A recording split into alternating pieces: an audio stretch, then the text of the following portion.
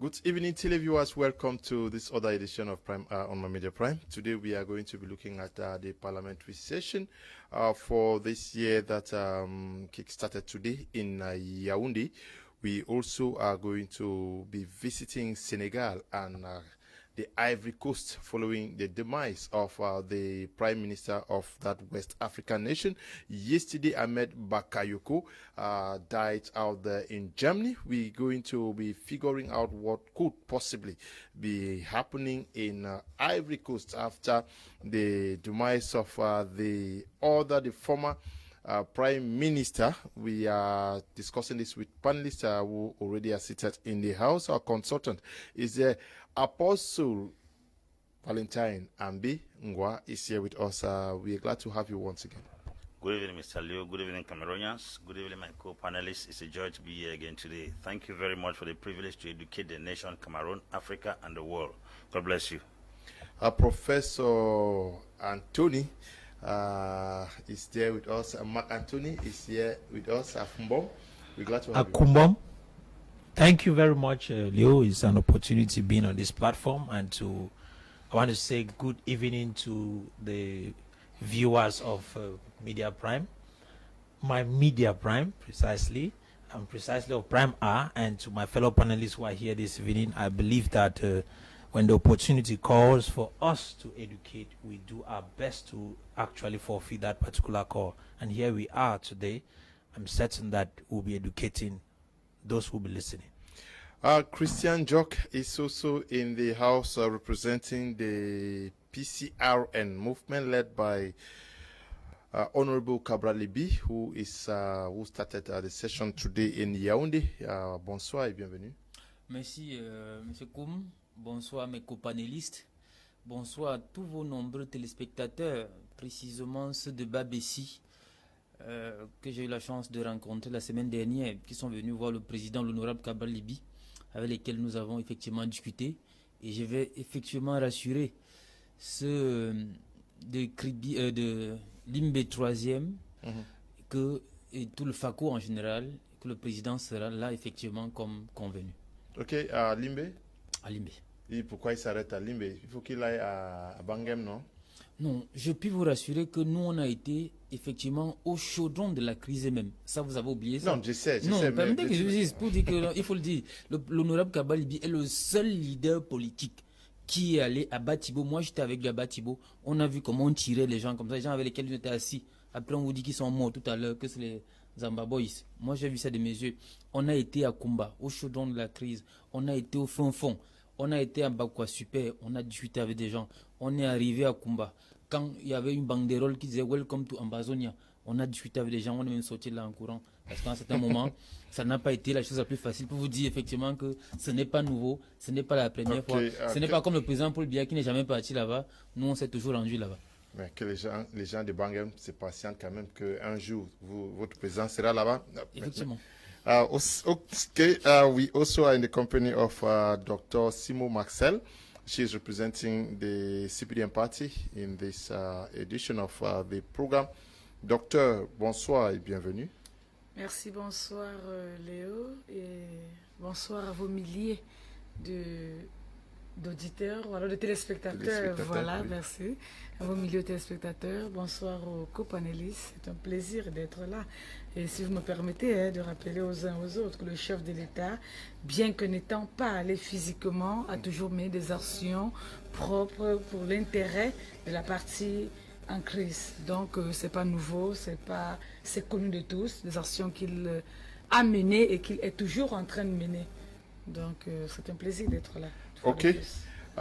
Oui, mais Dr. Maxel aussi, on va faire une descente, non?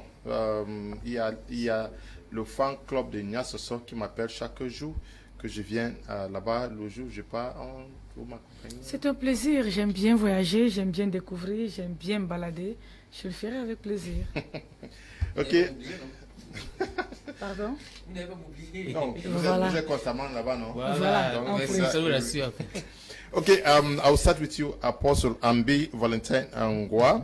Any reasons to hope? You followed the outing of the eldest member of parliament today. She's the one who opened the session. She raised the issue of the crisis, but also front at the consistent accidents that have been taking lives in Cameroon. But many persons are eager to know, wondering whether at this session something is going to be said concretely about the crisis at the level of the National Assembly. But it should be noted that this is also a session that is what is primordial is the election of the bureau members here. Yeah, Mr. Leo, you know, in Cameroon, you don't need to be a prophet to predict the future. Okay. Circumstances alone will tell you what will happen in the next 2-3 hours. With all assurance, I can guarantee you that the Anglophone crisis will not be a subject matter in this session of the parliament. How do you explain that accidents that occur in specific environments are a subject to a parliamentary sitting when a crisis that has rocked a nation for 4 years has never been put into place? How many accidents have we had this year? The number of deaths recorded by accidents cannot be compared by the number of deaths recorded by the crisis. Are they telling us that the killings of people, Cameroonians, through accidents is more important than the ones going down through guns? Accidents are eventualities, but that war is a standard procedure that keeps on repeating itself over and over. If you cannot trash what is persistent, you want to handle what is eventual, it tells you how misplaced your priorities are. So for us to sit and think that, I'm not talking as a prophet, I'm talking as somebody who understands the movement of activities in Cameroon. This session will pass, they will elect executive members in the parliament, they will set up more opportunities, they will buy more cars to parliamentarians and give them more money to eat, they will live in better hotels. But the lives of people who are dying in the restive region of Northwest and Southwest will never be mentioned. So I don't need to be a Jewish prophet to speak with exactitude what will happen in the parliament tomorrow. There is nothing, there is no guarantee that the Anglophone crisis will be discussed, because those who have attempted to even raise up the topic, they have become a subject of mockery and humiliation. So everybody seems to be afraid, because the parliamentarians themselves, you will be considered a black leg, just like the Anglophones will call you a black leg if you speak anything against them. You will be considered a black leg in the parliament if you mention the issue of the Anglophone crisis. This is the reason, is because the parliament has 180 seats, about 142 is occupied by the ruling party, and the ruling party has the president of the National Assembly, and they do not want to raise the issue up. You and I were witnesses some years back when Wiba rose up in the parliament and tried to raise the idea or the subject of the Anglophone crisis. It was the president of the parliament that was saying that, Monsieur le Député, as if I will not sit down, I will not listen to you, I will not sit down. He insisted until he was able to convey the message that he had for the people. After that incident, Wiba has become a proverb, a byword in the nation. So we should be very, very clear with the terms of the parliament and understand how they operate. There is a guarantee. If I have spoken a lot of things concerning Africa and Cameroon without seeing it in the spirit, because I've studied the political terrain, and I can be able to tell you the next 5 things that will happen. So there is no guarantee that this issue will be addressed tomorrow or today or even the next 5 years in the parliament. Okay, you think so too? That's my position, because it is clear that for 5 years, right now, there has been practically no session where this Anglophone problem has been discussed in the House, and that is just to indicate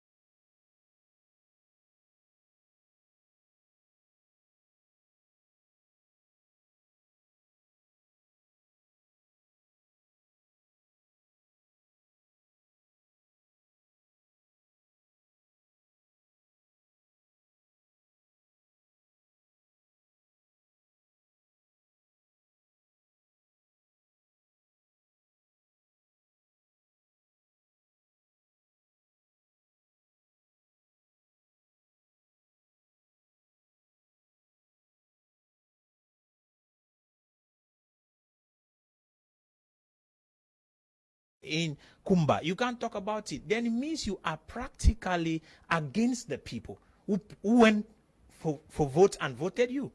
And that is a situation which, when you look into, you realize that Cameroon as a nation is a nation that is led by individuals who do not have respect for the people. They have respect for their stomachs and they are working for themselves. Because when the people become the concern, anything that happens with them becomes the major discussion point that will be presented in the House. But look at it, for over 4 good years, this is the 5th year when nothing has been said. Even those who attempted to speak concerning the situation were shut down. Not only shut down, some of them are unable to be looked upon as members of the House again. I just heard Apostle Valentine mentioning the name of Wiba. Wiba presently cannot enter Cameroon because his life is being threatened all over. And apart from that, his own party stood against him. His own party abandoned him for speaking for the people, speaking for the nation. And in such a case, how do you expect that some of us should sit here and claim and accept that this issue is going to be discussed in the House? It will not come up because it doesn't matter. It is a case that should not be discussed. I would tell you that, Mr. Leo, this is something that touches the #1 secret of the nation, which should not be mentioned.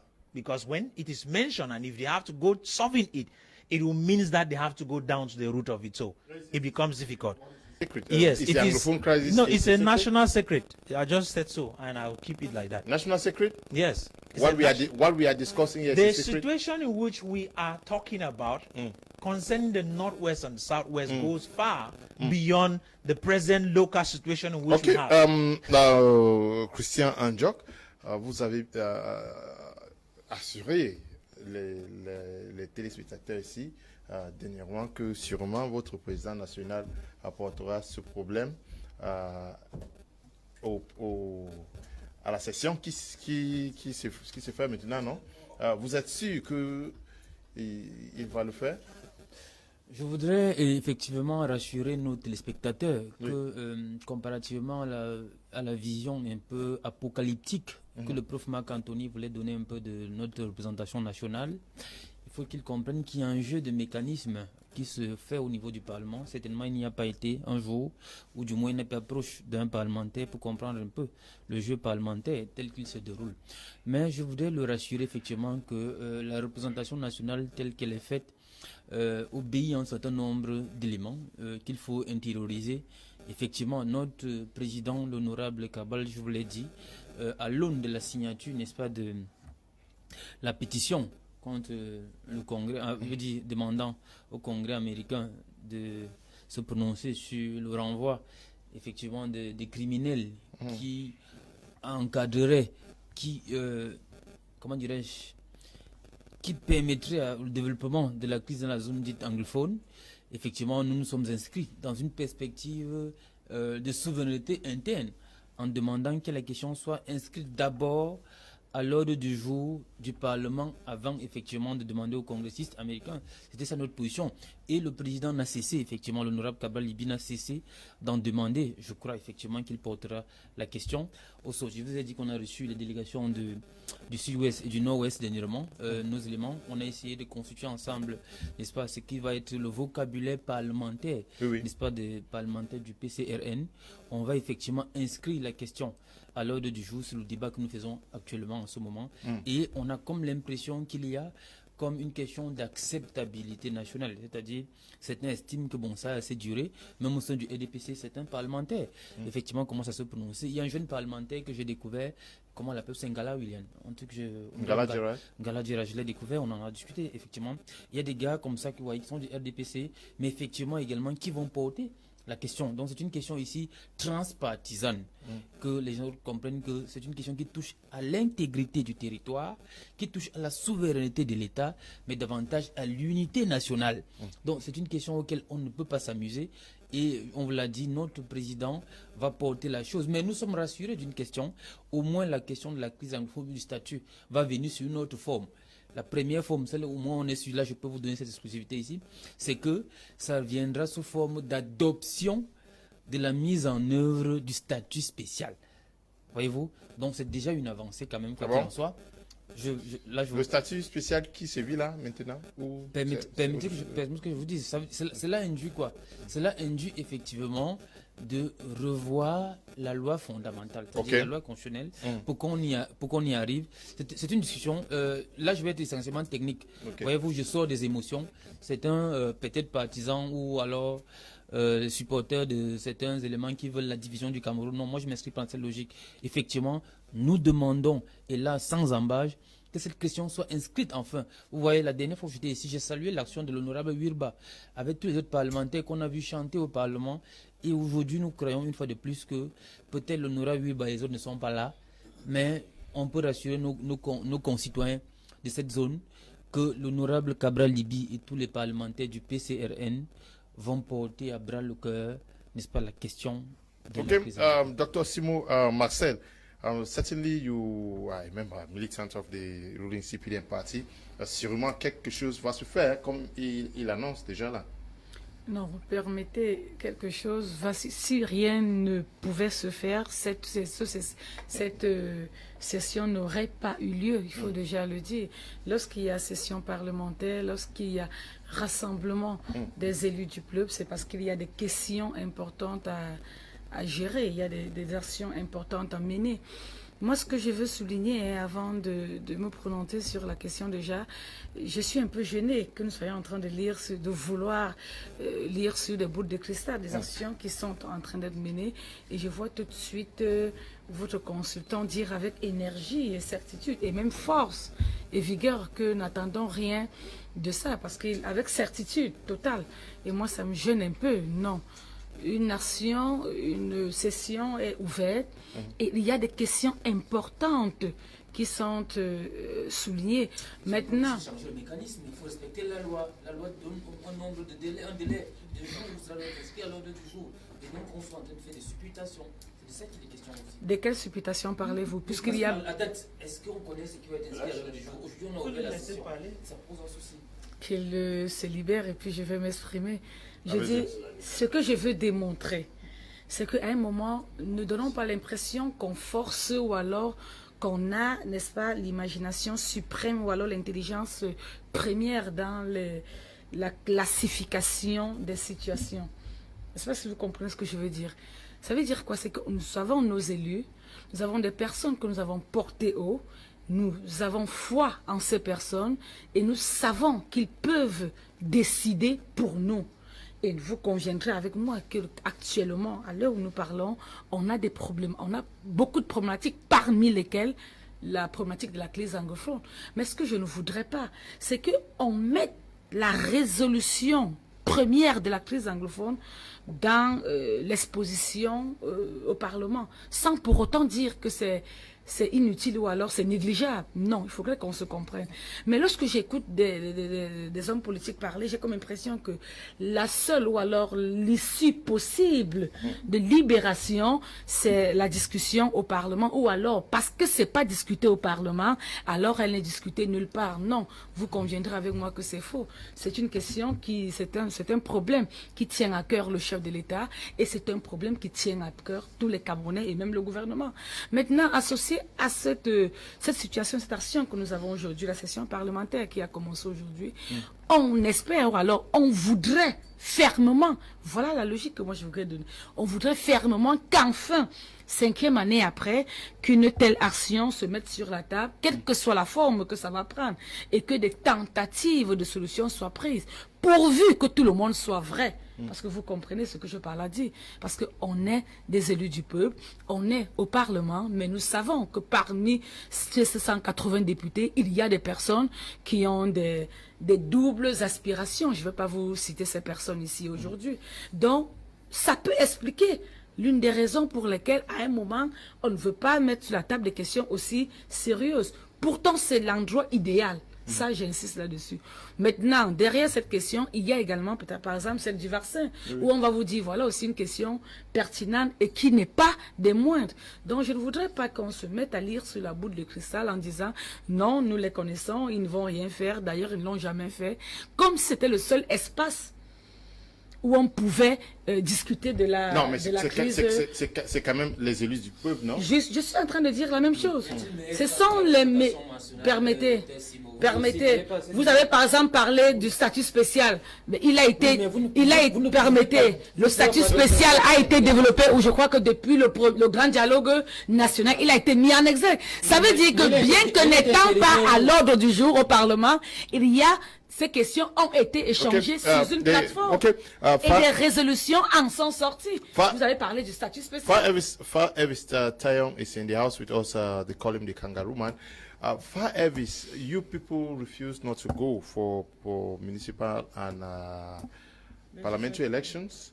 Do you regret your absence today at the level of the National Assembly? Are you thinking that if you were there, maybe you would have forced the hands of the National Assembly to finally focus on this? No, we don't regret any little. I repeat, we don't regret any little because we understand how the kangaroo system works and works well. Now, why do I say so? If you see a crisis that goes on for 4 years and above, and Dr. Simo tells you that it's not only the ideal place where the issues can be discussed, you can begin to imagine where people are coming from. You can begin to imagine the mentee of the regime in place that is not willing to solve the problem an inch. If you look at the whole scenario, look at what Wilbur did. He only forced himself because he only hijacked. But it was not on the menu for discussion. We had a time whereby SDF parliamentarians chanted the blue whistles in the parliament, and at the end of it, it was not on the agenda of Kava Yege Jibril. So you could imagine that if we said we would have been there, you could sing a song so long as it's not in the agenda, because the agenda is ascribed between them and the 2G. So you could see where the mafia comes in. But now look at the whole scenario. When you hear PCRN tells you about special status and all the like, when you know very well that it is a farce, when you know that it's a smokescreen jargon presentation, that they tell you that power is coming closer to the people. Look at what happened recently in Kumba. That a regional delegate for local councils and development tells you he wants to visit his councils within Meme Division.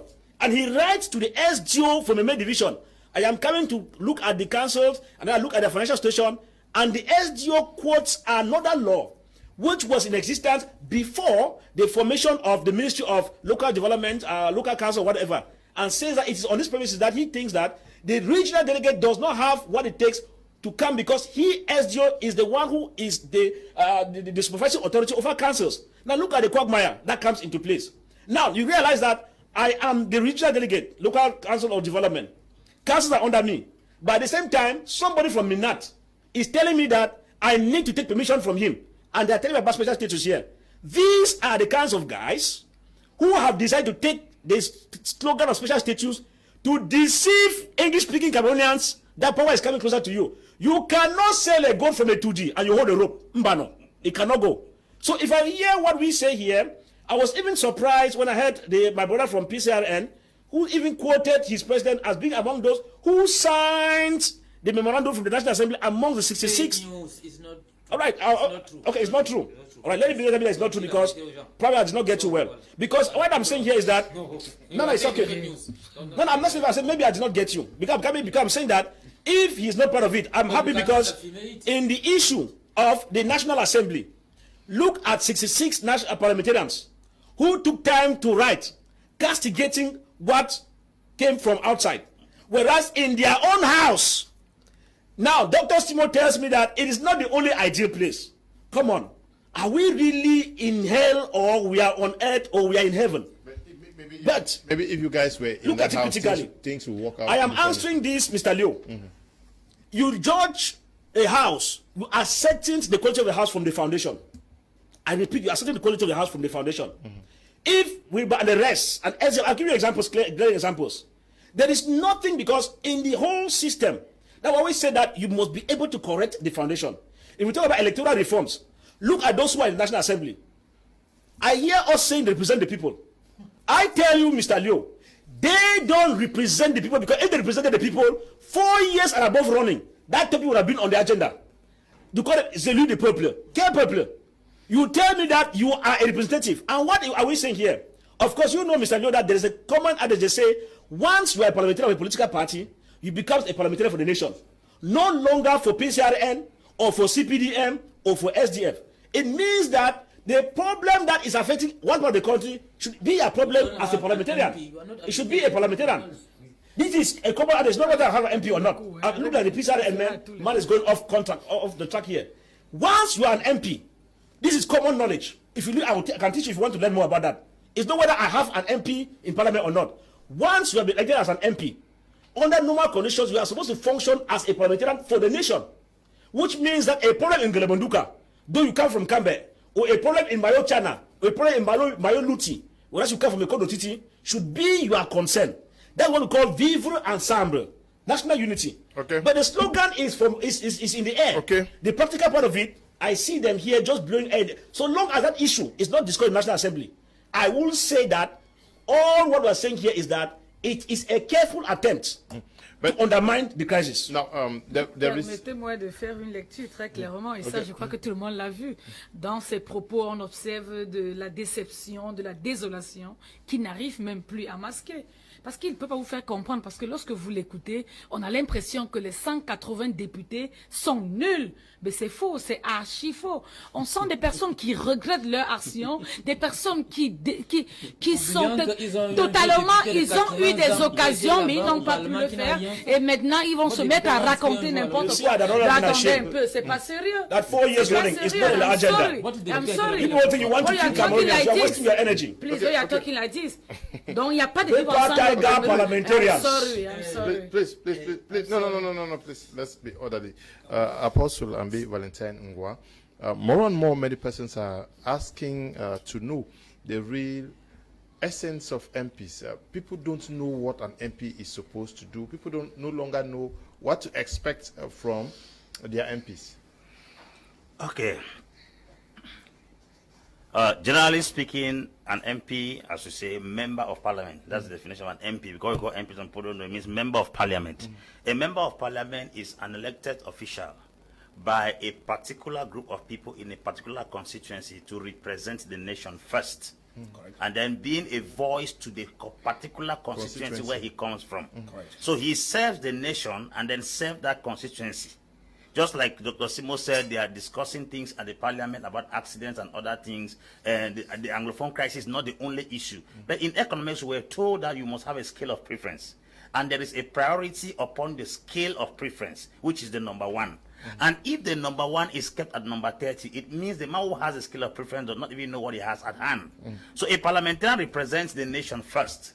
I said something here last time. I said, when it comes to the petrol in Southwest, the cocoa, the coffee, the wine, and the banana, it is Le Cameroon, unitaire. But when it comes to the crisis of human beings dying, it is Nozo. A new word has been created in French, Nozo, because a particular group of people in a country are being battered, humiliated, maimed, and killed in their own land. Now, the MPs of the country can allow, or president can sit on a particular speech and say, the country is one and indivisible. If this country is one and indivisible, why is it that someone's pain does not concern the others? Why is it that when somebody dies in the Southwest, it's not a burden? Why is it that when somebody dies in the Northwest, it doesn't disturb? Why is it that it was the SDF parliamentarians that rose up once to stand and say in the parliament, and here when they spoke, the SDF parliamentarians rose up to speak when Frundi was arrested? When he was arrested. It means it was for particular interest of their chairman that caused them to start blowing whistles and making noise in the parliament. Which means all those who died in Kumbo, died in Goktutunja, died in Mwa, died in Mezam, died in Momo, they don't matter. But when their chairman was arrested, that was when they began blowing whistle. Which means any man for himself, God for we all. Is that a parliament? Is that a parliamentarian? That's not the function. Number two, we have parliamentarians in other parts of the country. When the issue of Boko Haram came here, it was discussed. Everybody carried it as a burden because it was touching the north of the country. It was not touching the far north. When people died in Mayo Sava, Mayo Kani, Mora, Kuseri, we got worried because it was Cameroonians. And the issue was discussed in the parliament and strategies were put in place. People left southwest, northwest, east, center, littoral to go and fight in the north to stop the insurgents of the Boko Haram. This time around, people are being battered, shattered, maimed, and court-martialed in the southwest and northwest. And then parliamentarians in the other regions are mute. They go to a parliament to discuss an issue that is wiping and almost annihilating an entire population. It is not a subject matter. Is it after 5 years that we are still speculating? That is, it is not even part of the agenda. They are still speculating paraventure. Maybe by mistake, they can bring it up in the parliament. That is a disgrace of monumental proportion. We have to accept on this platform and consider the fact that we don't have consent for human blood and flesh. Because people who drink blood and flesh doesn't mean anything to them. I think we should define the functions of parliamentarians in this country and be able to tell the people in those constituencies that if they catch those parliamentarians who need that represent them, I like Moja. He came up recently and said, all those parliamentarians are not representing them, but they are there eating fat in Yaoundé. How do you explain that a parliamentarian that is representing Gotutunja is staying nobly? How do you explain that a parliamentarian representing somebody in Mwa is still in BMC? They are now speaking Yaoundé and French. They don't even know their dialect because they have stayed away from their place for too long. Somebody representing Gunuku is staying in Oja, in Yaoundé. The parliament is in his back. He gives letters of recommendation because all the stamps of parliamentarians are in his sack. You tell me what all parliamentarians. Let us be very sincere here. See, they say car will not get in and got the drive fly. Southwest and Northwestern, drive your fly alone. You don't have parliamentarians. Okay, don't have parliamentarians. I don't know. The Honorable Ngala, you will not tell me that Honorable Ngala is not a parliamentarian, no? A cup of water out of an ocean. What can he do now? Okay, How do you draw a cube of sugar in a business of water? It will never taste. This PCR and Let me know. Honorable Ngala Jara is doing a very great job. As I talk now, he's doing a walk close to my house. He's tarring a road. I met him, we spoke, and I said to him, if I have the chance, not to lobby for anything because I don't beg people money, I can appreciate what you do. I'm a patriot. A patriot is not somebody that stands behind a president. It's somebody that stands behind a nation. So I think that Honorable Ngala Jara, I don't care your political party, you must be applauded for the job you are doing. May God bless you. But for the rest, I'm here to find out. Are you saying that this PCR and lady Nuran is not doing anything? I have not seen it. Okay, I say what I have seen. Okay. I'm not a test. I don't testify what I don't know. Okay. I don't testify what I don't know. Because the women, I received women here on 8th of March now. They were all of them were appreciating the job she does. Thank God for people who saw it. Yeah. Now, is it not also because of the presidentialist system of the nation that also makes the job of the MPs difficult, very difficult, because it's the executive that takes most of the decisions? Leo, you just pinned a point there that is one of our greatest tragedies in Cameroon. Why? Because we have a constitution that preaches doctrines that are not respected in its reality. We have a constitution that preaches the doctrine of separation of powers. We have a constitution that preaches the doctrine of popularity, sovereignty, where the sovereignty is on the people.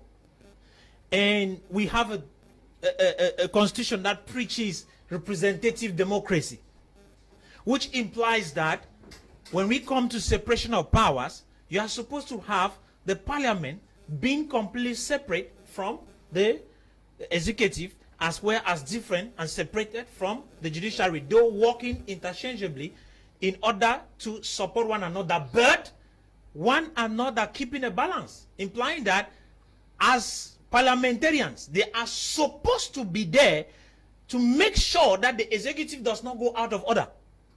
They are supposed to keep the executive balanced. They make laws which are actually interpreted by the judiciary and executed independently. But look at it. We have a nation that is run by the president, where whether it is a minister, he is speaking on the higher instructions of the president. Whether it is a parliamentarian, he is speaking on the higher instructions of the president.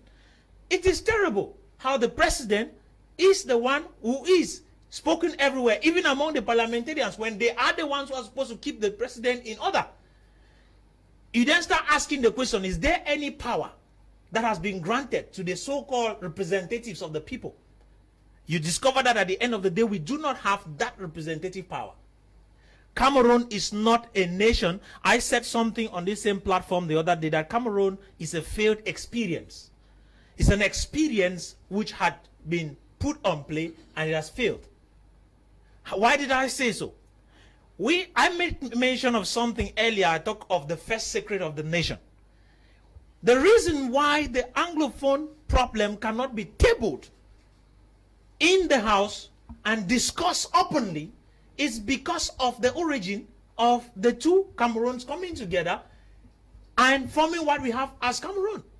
The fact that a lot of secrets went behind, and the fact that at the end of the day, one of the people has disappeared in the nation, is a problem that to discuss, who means that they need to separate the two before bringing back together. And so it becomes very difficult. And who is going to discuss it when the president has not given the order? Since he is the one that gives even the subject of discussion in the house, not the parliamentarians, not the people, because I am certain that as a parliamentarian, is that what the standing order says? That it is the president of the republic that will tell you what to discuss? that is where the problem is. That you see, we are talking. You are talking, and we are discussing something. I will say this. Yeah.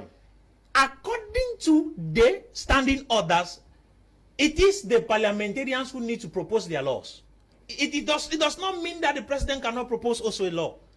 And secondly, don't forget, these people whom we call representatives of the nation are supposed to work with the people in their communities to know what the people are going through before they come and make laws that will affect their lives. And Apostle just mentioned something here. We have representatives of areas. For example, we have a representative of Moi, who is actually living in Bastos. So you ask the question, is he of Bastos? Please don't stop me. Is he of Bastos, or is he of the Moi area? But he's an IDP now. There is no. You yourself, you are in Ekona, now you are in Douala. You see, I am not an MP of this nation. Don't compare me with an MP. An MP, if he believes that he has been voted by the people, then he's supposed to be there with the people. That's what the law says.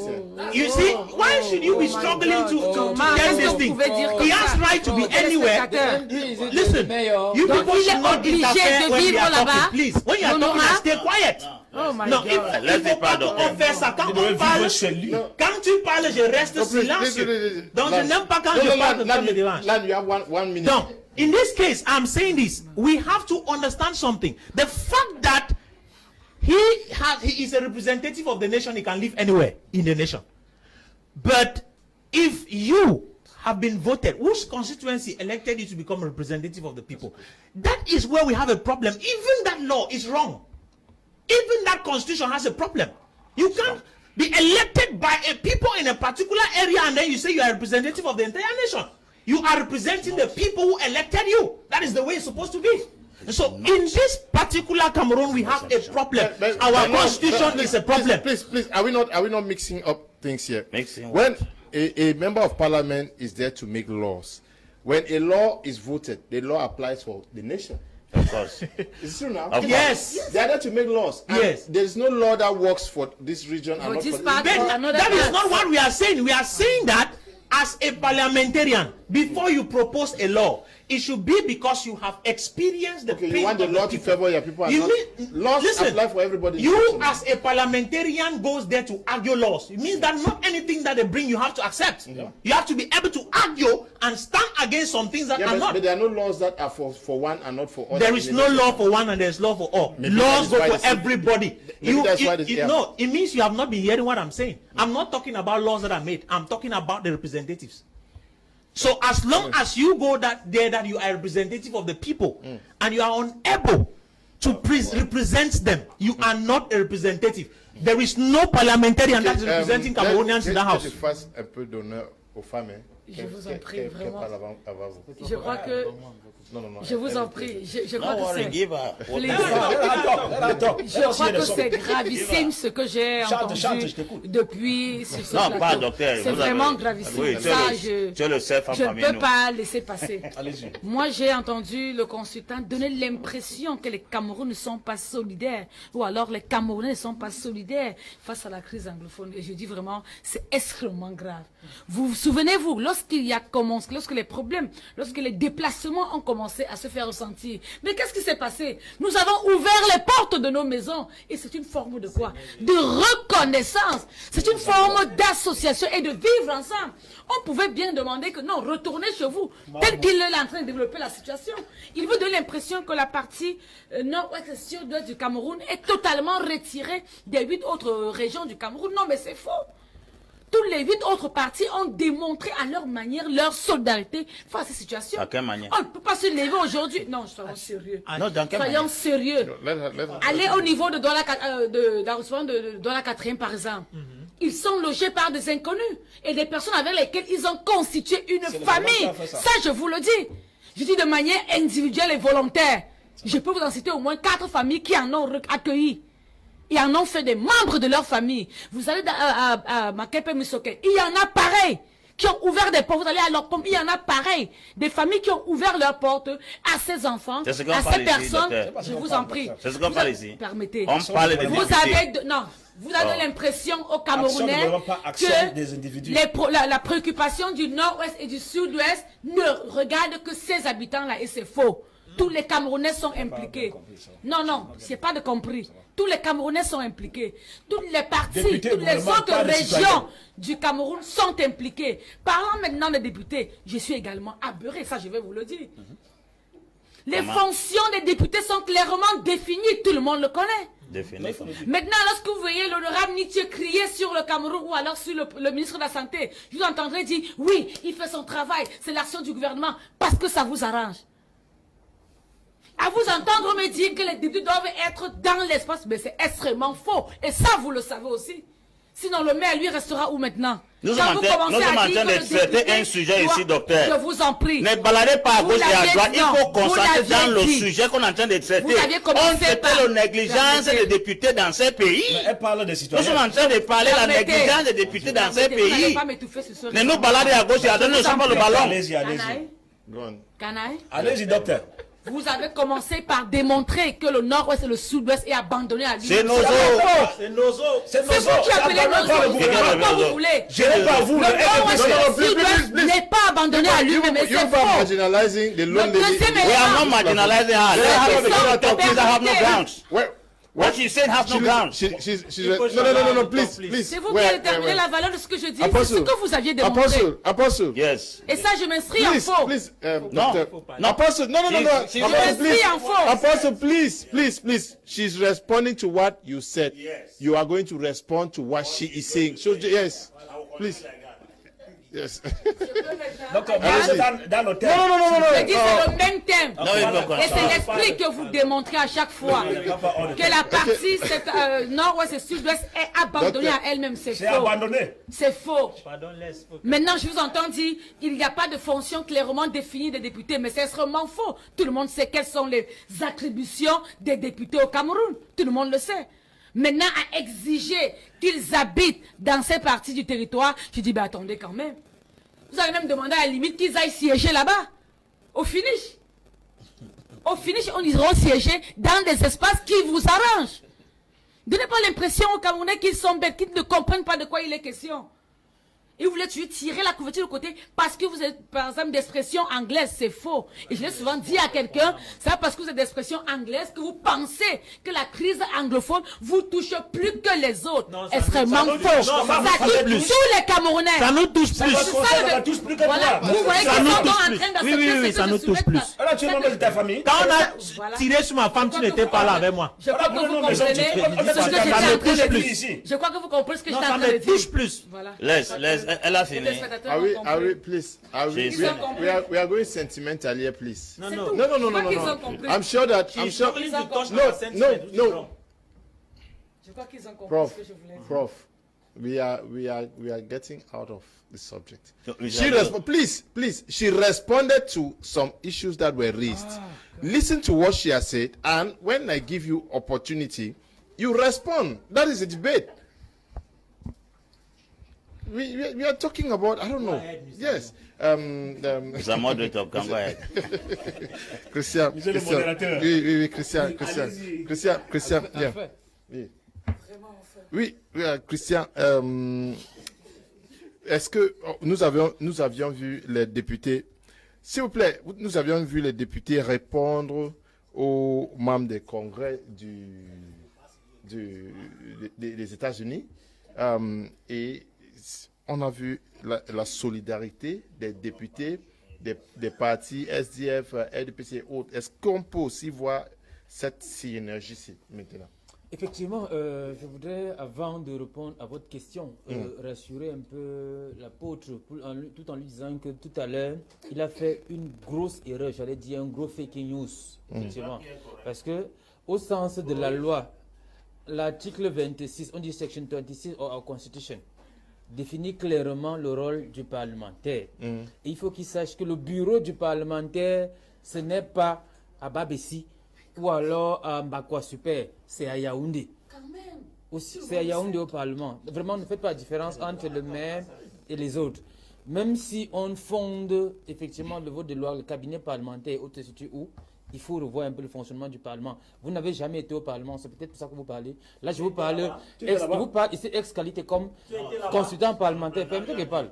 Je vous parle ex-qualité ici comme consultant parlementaire parce que je sais comment ça se passe. Je l'ai dit, j'avais nos députés, comment ça se passe. C'est toi, c'est qui est le camionneur qui Vous l'a avez dit tout à l'heure que vous ne me perturbez pas, non? Vous voilà qui me perturbez, non? Ne Voilà, parlez donc, pas les respectez bêtises, ici on ma m'a parole. déperturbé. Voilà, vous me respectez aussi, je vous respecte. Maintenant, je suis en train de dire effectivement que cette solidarité que vous avez convoquée, que nous avons développée ici la dernière fois, et que nous avons dit effectivement, c'est que nous appelons chaque fois cette solidarité nationale autour d'une question fondamentale. Et moi, je vais aller loin. Il faut qu'on pèse définitivement cet abcès, la question la question anglophone au Cameroun. Nous, on est, je parle sur le pan où le prophète chuté, nous, on est partisans qu'il faut tuer définitivement ce problème. Ce contentieux historique qui trouve ses fondements depuis le 4 mars 1916. Il faut qu'on se dise la vérité. Ces gens sont en train de parler éthique et autres. Si on est tous sawa, comme vous et moi, on est sawa. Est-ce que c'est parce que vous avez deux marqueurs, la langue qui doit effectivement nous diviser? Il faut arrêter effectivement cette affaire. Cet enclostrement, quand les autres sont désignés Nozo et autres, c'est le diminutif de deux régions, nord-ouest et sud-ouest, qui sont effectivement dans des problèmes, un peu comme on dit le littoral, un peu ou bien LT. Ça dit, ce sont les diminutifs, ce n'est pas quelque chose de négatif, il me semble. Et cette question que nous avons essentiellement débattue, moi, notre position au niveau du Parti camerounais pour la réconciliation nationale, que vous connaissez effectivement, c'est que la forme de l'État actuel doit changer. Et cette forme, nous proposons le fédéralisme communautaire. Et nous, on va effectivement finir avec cette question de crise anglophone qui trouve ses réminiscences. À chaque fois, on se retrouve, les gens sur la base d'un marqueur étranger, d'une langue étrangère. On est en train de s'entretuer, en train de revendiquer quelque chose. Il faut arrêter un peu définitivement à un moment donné pour comprendre effectivement que nous sommes les enfants d'un même peuple. Qu'est-ce qu'il faut faire? Effectivement, nous avons dit qu'il faut revoir la forme de l'État. Et la forme de l'État que nous proposons s'appelle le fédéralisme communautaire. Nous avons effectivement essayé de développer ici. Bon, en l'espèce, maintenant, pour revenir à votre question que j'étais en train de développer ici, je pourrais vous le dire toutefois. Invitez-moi à un séminaire. No, it's going to be a different program now. Oui, effectivement, sur les formes de l'État, on peut en débattre. Vous connaissez bel et bien la position qui est la nôtre. Donc, pour revenir effectivement sur la question que vous posez, nous le regrettons effectivement. Et nous l'avons dit, c'est pourquoi nous n'avons pas signé la pétition, monsieur, comme vous le savez bel et bien. Parce que nous estimons effectivement que l'argument de la souveraineté qui a été développé, notre posture est simple. Il y a deux types de souveraineté. Il y a la souveraineté interne avant d'avoir la souveraineté externe. Et il faut commencer par la souveraineté interne. C'est pour ça que nous croyons effectivement que le Parlement, qui est le socle de notre identité, le socle où on doit défendre nos problèmes, effectivement, c'est-à-dire l'environnement qui transcende toutes les identités nationales, qu'on se retrouve là et qu'on puisse en discuter. Et nous, effectivement, je vous ai cité députés du RDPC et autres, qui commencent à s'inscrire dans la dynamique qui est la nôtre, parce que nous faisons effectivement un lobbying. Et nous l'avons dit, notre président, étant député lui-même, est en train de porter cette question à bras le corps pour qu'effectivement cette question soit débattue au sein du Parlement, même de façon d'ordre symbolique. Et je vous ai donné un peu quelques réminiscences ici en disant que, de par ma posture de secrétaire national des affaires politiques de mon parti, j'ai la chance d'accompagner mon président un peu partout, et des discussions que nous faisons, il peut en arriver que cette question soit discutée. C'est pour ça que je suis un peu désolé quand je disais au docteur sur mon entrée de jeu qu'on ne devrait pas jouer au cache-cache. À date, on devrait savoir de quoi il en résulte, effectivement. Outre les remplacements qui vont être faits, on suppose qu'à la dernière ou à la deuxième moitié, n'est-ce pas, du mois, il y a des questions, par exemple, le code en lui-même qui doit être revu et la constitution qui doit être retouchée. Il y a d'autres questions, parce qu'on est là dans les supputations. Tout ce qu'on fait ici, vous voyez le prof, l'apôtre en train d'affirmer, alors qu'on est dans les supputations, effectivement. Ça, il faut qu'on parle de ce postulat. Je voudrais chuter pour dire à M. Faelvis que non, vous ne pouvez pas nous donner des leçons du parlementarisme. Voyez-vous, vous avez eu un député, vous, au MSC, qui, un vieux de, je ne sais pas, 80 combien d'années, qui a passé ce temps quand la crise a commencé. Qu'a-t-il fait? Qu'a-t-il changé? Rien. On ne l'a jamais vu parler, sinon applaudir quand le RDPC passe. Nous, au moins, on voit nos députés pouvoir parler. Mais venir insulter nos députés ici, il faut un minimum de respect pour ceux qui font du travail. Et vous allez assumer les conséquences de votre inconséquence. Aujourd'hui, vous êtes en dehors des institutions. Restez dans la prairie, restez dans la boue. Allez faire votre extrémisme, alignez-vous, comme on vous voit, vous extasiez avec les Amazoniens, vous reculez autres, vous croyez, n'est-ce pas, attaquer notre souveraineté. Non, là, nous sommes dans une posture essentiellement patriotique. Tu commences comme ça? Nous sommes dans une posture essentiellement patriotique. Je dis bien, je défends l'intégrité du territoire national. Notre État ne sera jamais ou ne doit jamais subir, n'est-ce pas, moi, comme pour chuter, nous faisons partie des régions où... Combien de fois? Non, je ne parle pas plus que vous d'ailleurs. Nous faisons pas, et ce n'est pas vous le modérateur, voyez-vous, pasteur, vous pouvez me respecter quand même. Nous faisons partie des régions où les parents ont donné de leur vie pour ce Cameroun, pour uniter ce pays, qui ont bagarré contre le colon, qui ont donné de leur vie. Et on en est arrivé à là aujourd'hui. On ne peut pas accepter qu'on perde un seul périmètre de notre territoire. On doit le consolider. On doit effectivement voir, il faut inscrire cette question à l'ordre du jour, on le dit. Peut-être que je le dis avec véhémence. Effectivement, je le dis en disant que cette région, qui est à l'image de toutes les autres régions de la République, vous parlez du Nord-Ouest et Sud-Ouest, doivent effectivement subir les mêmes traitements qu'ailleurs. Nous n'avons cessé de le demander. C'est pour ça que nous sommes partis, je vous ai dit, nous sommes partis au chaudron de l'action pour comprendre ce qui se passe, pour comprendre ce qui ne va pas. Donc, quand on parle de cette question, vous ne pouvez pas nous dire à nous, qui sommes allés sur le terrain, pour parler avec les nôtres, qui recevons les autres. Effectivement, donc, vous avez la langue dépendant de l'unité. Monsieur le modérateur, modérez,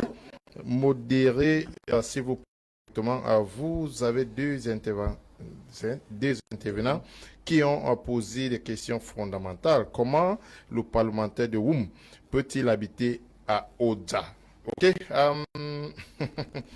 Now, can we, irrespective of the fact that many persons are pessimistic about the discussion of this, can we also see a surprise visit by MPs to the Northwest and Southwest region during this session?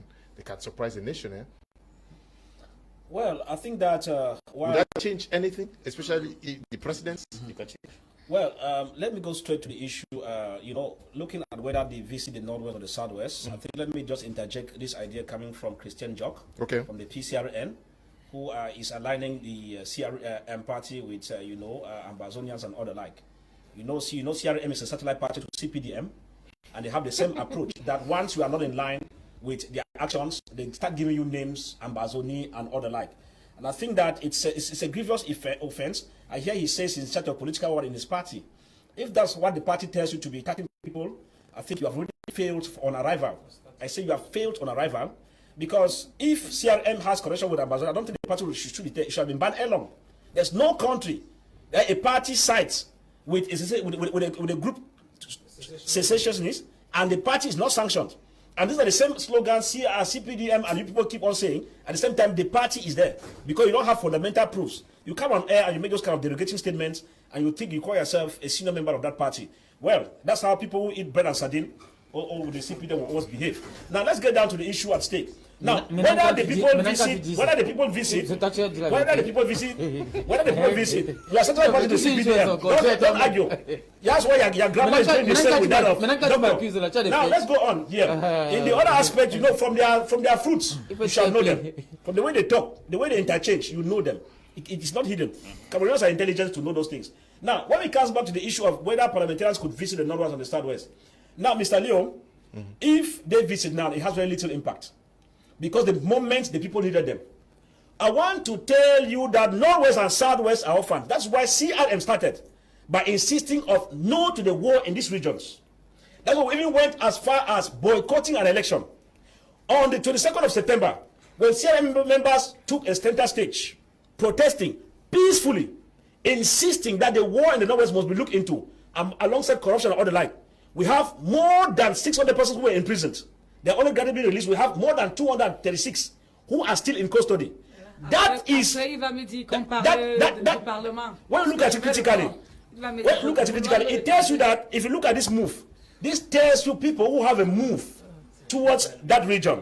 Now, if we sit here, parliamentarians are supposed to have gone long. Of course, we're talking about the functions of parliamentarians. And of course, Njok thinks that he masters the function of parliamentarians than all of us. It looks like he thinks that we are new compost. I don't know who gave them that kind of infantry of reasoning. A young man that tells you that he thinks he masters parliamentary session. Now, when you look at it critically, at the level of, you see where 7 people lack reasoning. To know how parliament functions, you need to have a parliamentarian. It's open, you can research. We have friends who are parliamentarians that he himself does not even know. He's just coming into the scene as a young man and is ranting here on air. Now, on the issue of moving, j'ai fait couverture là-bas plusieurs fois. À la santé, je ne connais pas.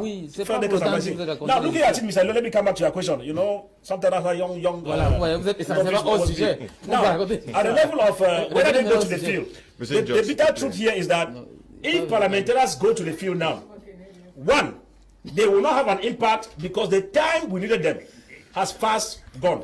The time we needed them to be there, they failed us woefully. Now, Mr. Leo, I'm serious about that. The next thing is that, Mr. Leo, if these parliamentarians go to the North and South, it will be no event. Why? It is an abuse to those in these regions that for 4 years above, out of 3 parliamentary sittings per year up to today, it has not been raised officially in their agenda. It means that deliberately, they are not willing to take that. Of course, I doff my hats to the SDF parliamentarians. We saw how they made some moves. They even had a walk in the Bamenda, I remember that, and also in the Southwest, which we congratulated that. Away from that as an agenda, if we tell you that we want to compose parliamentarians now in Yaoundé to go to the North and Southwest, they will simply be blowing hot air. So, Mr. Leo, to come back to the issue here, I think that Cameroonians should be able to understand those who speak water in their mouth. Mr. Leo, my house cannot be on fire. And you have an executive, you have an arm of the government that has what it takes to put this on agenda and address. And you don't address, and you want us to sit and clamor. Some people might think that we're looking a little bit going out of sentimental. But the truth is that, Mr. Leo, he who wears the shoes knows where it pinches. I am surprised when the doctor tells us that it is also their concern. If it is their concern, the way they react tells us that it is not part of their concern. That's the bitter truth. Mr. Leo, you remember that when Boko Haram started, I contributed, I was a student at that time, 8,000 francs. It was a general interest for the entire nation. And I remember the when grand country, people were putting in 1,000, some others gave 100 francs, 200 francs, and it was carried all to the up north. And to come back to Boko Haram, I think Apostle said that here. Now, the question now is this. If it's not witchcraft in broad daylight, let people sit here on air, sponsored by the devil, to give some kind of scenarios as if all is well.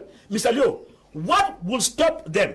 He tells me we don't have parliamentarians as CRM, but they have. We don't have. Non. Vous avez les députés. Voilà, vous avez les députés là-bas. Alors laissez-nous parler. Vous avez les députés. The question now is, what stops them ranting here from telling their parliamentarians that please, let us make a move? Can this thing be initiated as an agenda? But it's not there. And then now, when we look at it, forget about those actions I talk about. You want to put. You see why I say that some of these people mean. According to some of these people, if it means all of us should die, we should die. They tell us action they put in place. To them, it should take a slow pace. Apostle said something here. Opportunity cost, scale of preference. Do you want to bring the topic on the agenda when all of us have that, including me, and you tell me Cameroon is unitaire? Doctor, you are not serious. Permettez- You are your Okay, party. okay, Thank you. okay. Avant que la crise Oui, anglophone c'est ne soit moi des qui- affaires politiques, Docteur, c'est d'abord une chuter, affaire chuter. d'État, de nation. Mais if you are C'est-à-dire, vous vous people, all of comportez you are comme the si c'est same- des affaires de both of the- partis both of the politiques. same Non, feather. la crise anglophone est une question If your house was d'État. told someday there's no way, you know the C'est-à-dire, glorious ce grammar. qui intéresse If you had le peuple AK-47, camerounais et you know the ainsi glorious le grammar chef de here. l'État. Donc on ne se comporte pas comme si les actions ne sont pas menées. Yes. No, please. Vous avez refusé d'agir sur le please, plan please, politique please. par rapport aux actions. Please, Permettez please. que ceux qui ont décidé d'agir agissent. À Et leur si terme. vous pouvez Please, pas, please, please, accompagnez-les. please. C'est ce qu'on vous demande, accompagnez-les. Lorsqu'on parle Docteur, de désordre, S'il vous plaît. Hier, on n'a pas pu parler du Sénégal parce qu'on a pris tout le temps à Oui, parler oui, sur un discuter. sujet. Je crois qu'il est temps qu'on parle du Sénégal. Hein. Mais avant le Sénégal, parlons un peu de la Côte d'Ivoire. I'll start with you. Surprisingly, the world is taken aback by the death of Ahmed Ko. We know that the person that he replaced also died, and lots of talks are ongoing. Do you also, like other people, suspect foul play somewhere? Though some people are saying that he was sick already. Mr. Leo, before I answer that question, I want to say Can we have in the background? Can we have the pictures of Ahmed Bakayoko? Ella, yes. Before. a young man comes on a TV platform and says because he's close to a parliamentarian, he knows the function of a parliamentarian.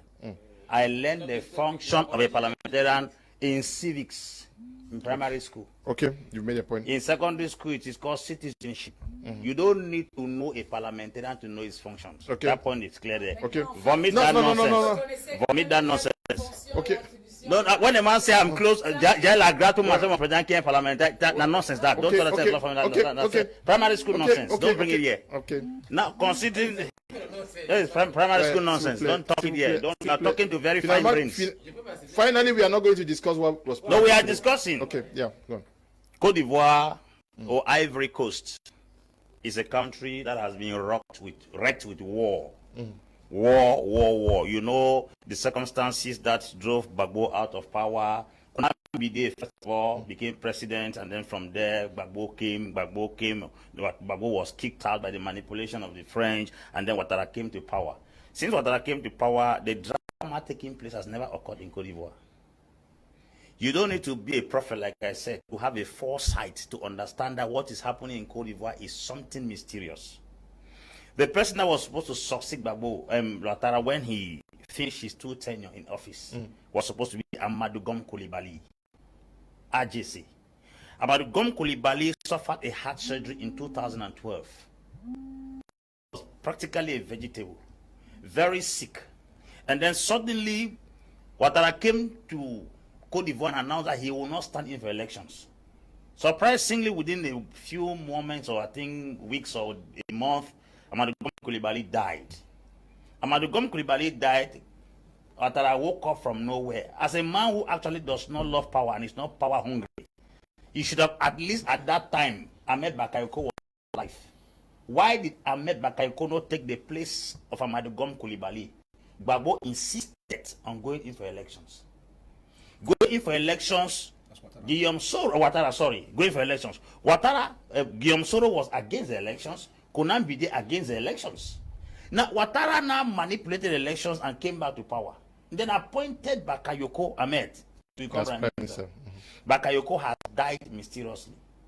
The second person is appointed as an interim minister and Prime Minister. As I talk to you right now, he's hospitalized. No, that information has been actually it has been debunked by himself. He has written this evening that he's shocked that people say he's been evacuated.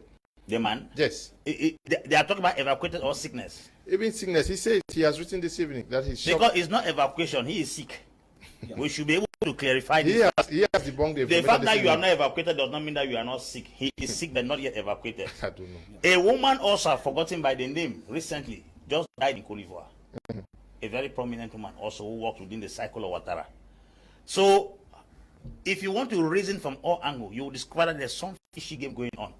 2 prime ministers that were to succeed a president who earlier proposed not to go in for elections, cannot suddenly die mysteriously. To the case of Amadou Gom Coulibaly, who can say, okay, probably he had heart surgery and he was not well.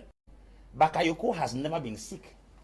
There is no sickness related to Bakayoko's life as compared to his present demise. So if suddenly Bakayoko, who was to sit on that particular position, dies immediately, then I think there is a question mark around the whole Ouattara's government that's supposed to be propped into.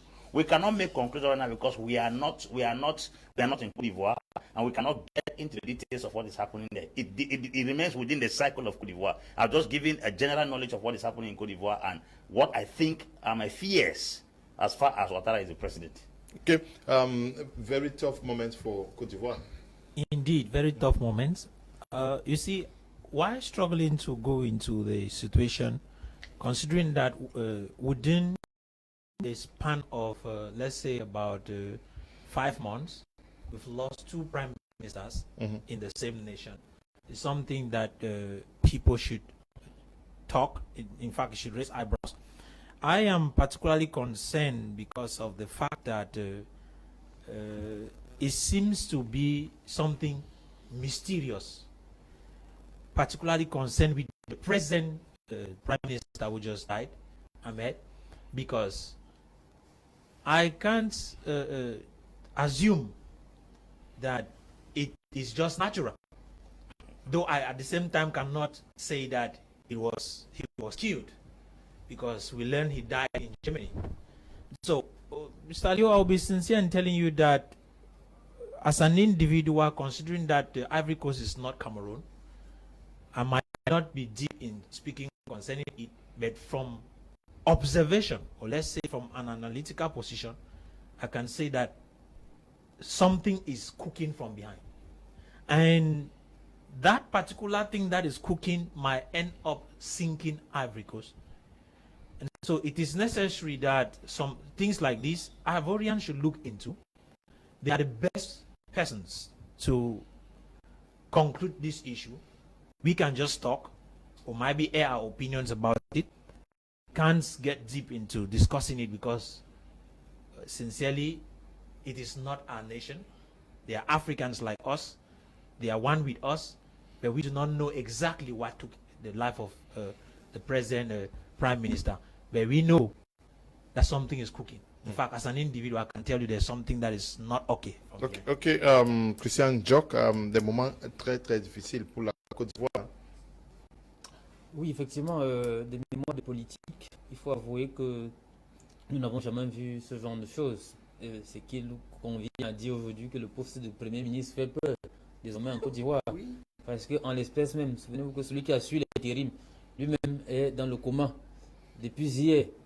Donc on a donc peur qu'on en arrive. Mais je voudrais, voyez-vous, là nous sommes dans un élément essentiellement diplomatique. Non, cette information a été démentie par lui-même. Hein. Ah d'accord. Oui, oui. Mais je crois quand même avoir vu un tabloïd Abidjan.com quand même nous réaffirmer cela, comme ils l'ont d'abord fait avec Ahmed Bakayoko, et après on a toujours voulu démentir, mais quelques 48 heures plus tard, effectivement, il a été donné à mort. Donc je m'en tiens effectivement à cette tabloïd. Pour dire la question ivoirienne, depuis 2010 à aujourd'hui, voyez-vous, nous allons aller de répétition à répétition à vivre ce genre de choses. Parce que cela consiste effectivement à comprendre qu'au sein de l'ordonnancement étatique ivoirien, il y a d'autres éléments qui se posent. Et vraiment, quand il y a mort d'homme, on voudrait simplement s'incliner devant la mémoire de cet illustre disparu. Voyez-vous, c'est un symbole politique ivoirien, c'était tout un premier ministre, un ministre de la Défense, mais davantage quelqu'un qu'on a connu dans les milieux qui font l'économie de la nuit. Voilà, c'était le parrain pour les fans d'Arafat. Les jeunes l'ont beaucoup connu aussi. Donc, nous voulons nous en tenir là.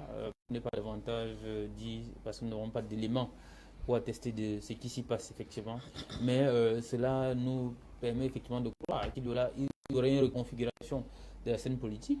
Nous voulons nous en tenir au message du président Alassane Dramane Ouattara, qui, n'est-ce pas, a parlé qu'il perdait un fils à lui, mais davantage un fils royal, paix à son âme.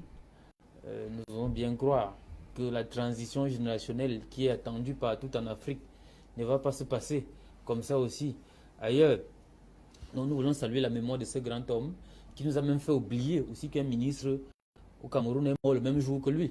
Voyez-vous, on parle de quelqu'un qui est mort en Côte d'Ivoire, mais on oublie qu'on a un ministre qui est mort au Cameroun. Adoum Gargoum. Dont on a enterré hier. Vraiment, les Camerounais ne sont pas au courant. Ça démontre aussi. C'est un Camerounais. Voilà, ça démontre effectivement peut-être le charisme de celui dont nous parlons aujourd'hui, qui est peut-être fort. Oui. Peut-être vous, M. Léo, comme nous appelons dans votre élan nationaliste, à pouvoir quand même faire émerger l'image de notre ministre qui est mort. Voyez-vous, ça fait quand même mal qu'on parle d'un mort de l'autre côté et qu'on oublie. Non, c'est une bonne idée. Tu as bien parlé concernant Adoum Gargoum. Voilà. C'est notre ministre. He's a military delegate of external relations in charge of Islamic Week. I'm asking why they don't have a military delegate in charge of Pentecostals. I want that position. I want it. Moi, j'ai la position là. Pourquoi tant de théories sur sa mort? Merci que vous... C'est comme si vous le saviez, hein, quand vous parlez de théorie. Et je voulais naturellement commencer en disant je ne veux pas entrer dans la théorie selon laquelle en Afrique, les morts, on ne meurt pas pour rien. Ou alors il n'y a pas de mort gratuite. Non, je ne veux pas épouser cette théorie-là parce que si on commence à entrer dans cette logique ou dans cette théorie-là, je vous assure, on va se retrouver dans un labyrinthe où on ne saura vraiment plus de quel côté sortir. Je crois qu'à cet instant, il est préférable de prendre ça comme une situation de la vie. Et comme disait quelqu'un, on n'est pas trop jeune pour mourir, on est encore moins trop vieux pour mourir. Donc on peut dire qu'on peut mourir à tout moment. Et ce qui est important, c'est simplement de retenir à ce niveau, c'est que la Côte d'Ivoire perd un homme puissant. Moi, je vais dire ça comme ça. La Côte d'Ivoire perd un homme puissant, un homme très fort. Et je crois qu'un soutien indéfectible pour la politique ivoirienne. Maintenant, automatiquement, en tant que femme politique, il faudrait bien comprendre que des jeux politiques vont se reconstruire, ce qui est évident, vu la force et la position qu'il occupait sur la scène politique ivoirienne. Donc, automatiquement, des nouveaux jeux vont se reconstruire, des nouvelles actions vont se déployer. Et c'est en ce moment, c'est à ce niveau que j'exhorte les Ivoiriens à un peu de recul et de maturité et un peu, à un moment, à penser aux moments sombres qu'ils ont vécus pour éviter, n'est-ce pas, de retomber dans des moments aussi pareils, aussi troublés et difficiles. Donc c'est simplement ce que je veux dire, que son âme repose en paix et que la Côte d'Ivoire prenne la force pour dépasser ces difficultés et avancer main dans la main. Also, to say that Africa as a whole is touched by not only this loss, but the fact that their former Prime Minister died, and it's going to be a little difficult for the current president because he's losing some of his key allies. Yeah, it's a worry. You know, once human life is lost, it becomes a call for concern, and especially also of that kind of high-profile members who are equally supposed to be at the forefront of putting in place good strategies and good measures for the well-being of the Ivorians. But you know, my own angle I look at it is a little bit different. I'm looking at it that one died in Germany, the other died in France. What is happening with their hospitals? That's what I'm looking at. So when you see a system that it tells you that French-speaking African countries are really mad, because if I had that he died probably in Abobo or probably Bouake, or he died in Yamoussoukro, I will still feel it, but I will think that the medics really tried their best because it means they have specialized centers. Now, this is a country that has the same characteristics with Cameroon in terms of cocoa production and some other things. But at the end of it too, as the sick man of the French-speaking area, just like Cameroon is totally sick, we start finding those kind of things that presidents have illnesses. They don't send them to hospitals within their area because the government in place has not put in place those specialized units that can take care of them. The question is, what about the common man, the common Ivorian, who does not have what it takes to go to Germany, does not have what it takes to go to France and die there? It becomes a problem. So I think that President Alassane Ouattara, our good friend, please think of bringing in place, putting in place specialized hospitals, cardiac centers, if you like, high blood centers, whatever, so that even you yourself when you're sick, go to the hospital in Yamoussoukro or wherever it is, Bouake or Abidjan. Don't go abroad, because now abroad we don't even know what happened. We don't know if probably some mafias pass around the corner maybe because the reasons were not. So you cannot tell. That's what I see. I like all the panelists here who said they can only go detailing because none of us can really ascertain what happened. But if it were in the hospitals in the Ivory Coast, I'm sure that would have dispatched an investigating team, probably to talk with the medics on the ground to assess it. But now, how do we go to Germany or France? It's far-fetched from our reaches. So I think nations should learn a lesson that they should make their homes comfortable. They are comfortable for they themselves. That's why you see in Cameroon, you hardly hear His Excellency President Paul Biya going to any hospital in Cameroon. So we think that our people present here should help transmit the message. Let us have specialized hospitals to take care of our high-profile officials. High-profile officials in the country. Thank you. Our minister died here now. Chief Minister, Delegate of Islamic Affairs is different from Prime Minister, is different from Minister of Defense, is different from Minister of this. Well, look at the portfolios. If I want to tell you that, doctors here, I don't know when His Excellency President Paul Biya last visited a hospital here in Cameroon. We know of the hospitals in whether it's Switzerland, wherever that they visit. We've hardly heard another high profile, those are the presidents and all the like. So it goes with categories. If he died here, I'm happy because, first of all, he at least, I'm first of all happy that he at least get some courtesy with hospitals here.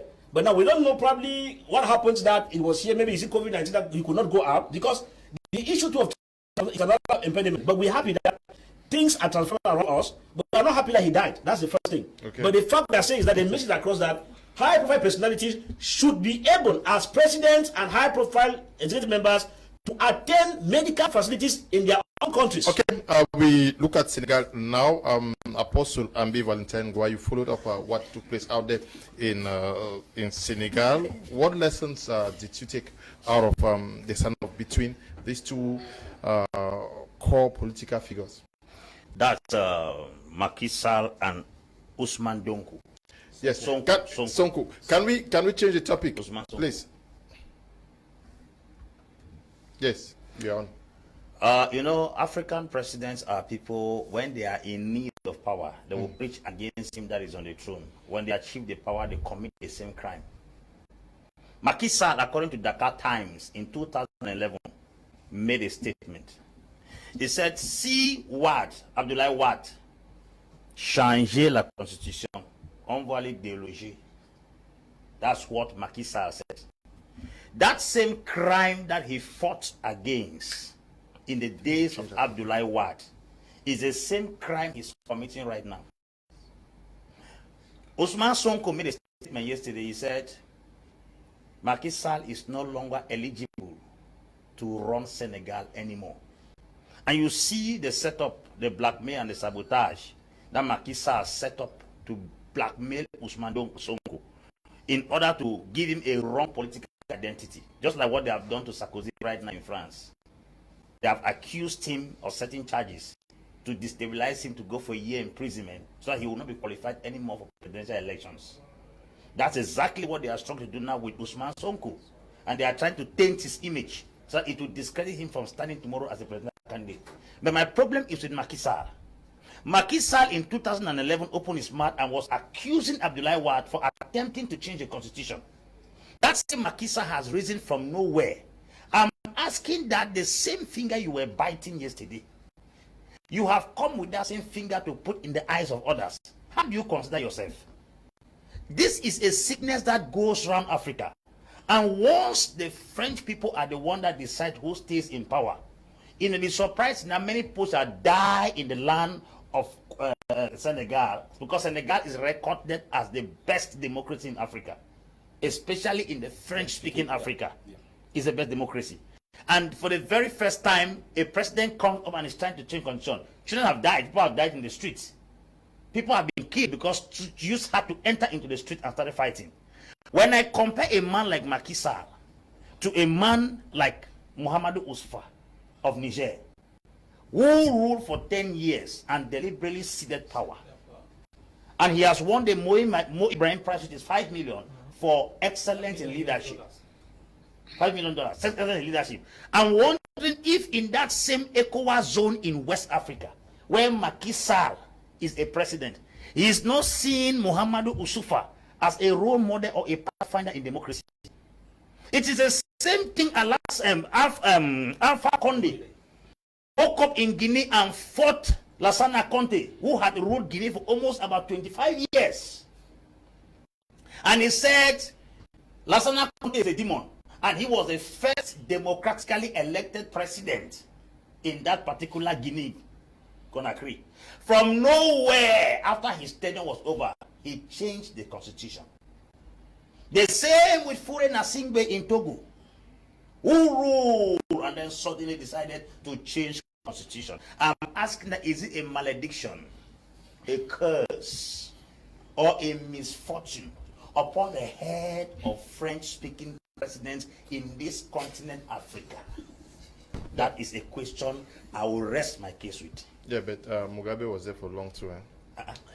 I'm talking about French-speaking Africa for now. Okay, but I want us to look at the active participation of the young people of Senegal, who stood up for the liberation of their political leader. Compared with what we have here, we've seen our political leaders incarcerated in Cameroon, and you will hardly find young people near that courage to be able to press for the release of their leaders. I want to say that don't forget that Senegal is found in the ECOWAS zone. Senegal is found in West Africa, which the ECOWAS has more power than what we have in Central Africa, where the CEMAC leadership has practically no power over the governance of the various nations. In Central Africa, we have a group of individuals who have succeeded in intimidating the citizens to an extent where being able to rise up and just even make a simple move, or say you want to go to the street and gather people, already it is considered as a terrorist issue. So you do not expect that a Cameroonian who knows that if I go to the streets, I might be arrested and charged for terrorism, should go to the street. It becomes difficult. Looking at what is happening. Are you saying that in West Africa, when these young people come out, the presidents are? You see, the laws. The reaction is always no. They cannot clap for them. But the issue is that there are laws that are not so stringent like we have in Cameroon. Okay. In Cameroon, we have a law that was instituted in, I think, 2014 or 2016, which if you gather a group of persons and you speak in a kind of way, you are a terrorist. And so it does not help a situation where individuals can rise up and go to the streets. For example, when the president of MRC was arrested and locked up, that would have been a situation where Cameroonians, in fact all opposition parties, would have rallied behind him and stood up and moved to the streets in order to put pressure. But what happened? Opposition parties, when everybody stood and was blaming the MRC president, that should make you understand something. They are fighting for their stomach. They are not fighting for the nation. And I want to be sincere. Most of what we call opposition parties. No, we are talking about young people now. You are the one who are the young people who tell the young people to go out. Political parties that went out to. Let me say something to you. You do not understand. My question is: a man is arrested because of his charisma and the following he has. You are cutting me, but you don't permit me to answer. Yeah. I've spoken and told you there are stringent laws in this country. Secondly, no, you don't stop me from pinning that point because I need to pin it to link it up. Secondly, I know. Secondly, you have an issue where we have leaders who do not know how to coordinate youth. Okay. Because their interest is their stomach. Because if they focus on helping to galvanize this useful energy, because we have 70%, I think 60 to 70% youth population in Cameroon, which if these young people could be galvanized, they will have that energy to do that. But sincerely speaking, we have lived in a country where there's so much intimidation to an extent where it becomes very difficult for anybody to want to go out. Because when you are going out, you are surely going to face prison, or you are surely going to face repression, or you are surely going to, in fact, you see, the fact that you are going out knowing that the military is going to come out, crack down on you so hard, you are afraid of death. We saw it in Senegal. It happened. 5 persons died. They went out. They went out. 5 persons died from who? In Senegal, among the youths. Yeah, but killed by who? That's the question. It's you still crackdown. You gave the impression You see, that I am West trying. Africa- You see, I am showing you something. There is a crackdown that happened in Senegal from the military. But what will happen next is that there are no individuals who will be locked up, condemned for terrorism at the end of the day. So those are the issues. I wanted to show you that point. It is true that we have leaders in Africa who do not want to let the youthful energy to be expressed. They'll suppress it. But in these two regions, in Central Africa and in Senegal, there are two different kinds of laws that are operating there. But So you will it not was see. It was not easy for those who came out and also Mr. in Leo, France, the Gilets jaunes. But Gilets jaunes came out. Call any name that you want to call. None of them were charged for terrorism. None of them were charged for terrorism. In Cameroon, you'll be charged for terrorism. Okay. So okay. don't compare the two. Ok. Non, c'est toi, Christian, oui, oui. Est-ce que aussi ça démontre la nature dictatoriale des pouvoirs africains qui veulent à tout prix rester au pouvoir? Est-ce que ça n'a pas aussi exposé le fait, comme l'apôtre disait tantôt, que Macky Sall vient au pouvoir et maintenant il veut s'éterniser au pouvoir? Oui, effectivement, votre question trouve toute sa pertinence, mais vous permettez d'abord que je puisse en faire une digression pour répondre effectivement au professeur Marc-Anthony que non. Éviter de taxer les opposants d'avoir faim. On ne fait pas forcément la politique parce qu'on a faim. Là où je suis là, c'est pas parce que je manque à manger, voyez-vous. On est là parce qu'on défend des valeurs, on défend une idéologie. Il faut le comprendre. Et il faut également comprendre que l'opposition n'est pas un programme politique. D'accord? Il y a des éléments sur lesquels on s'entend avant de pouvoir mener des actions en commun. Et pas le passé, vraiment, nous ramener plus les affaires pour dire les autres n'ont pas fait ci, parce qu'ils ont fait ça. Vraiment respecter le travail que nous faisons. Si vous pouvez le faire aussi, descendez sur le terrain, pouvoir le faire. Vous êtes à votre niveau quand même. Venez défendre aussi les autres.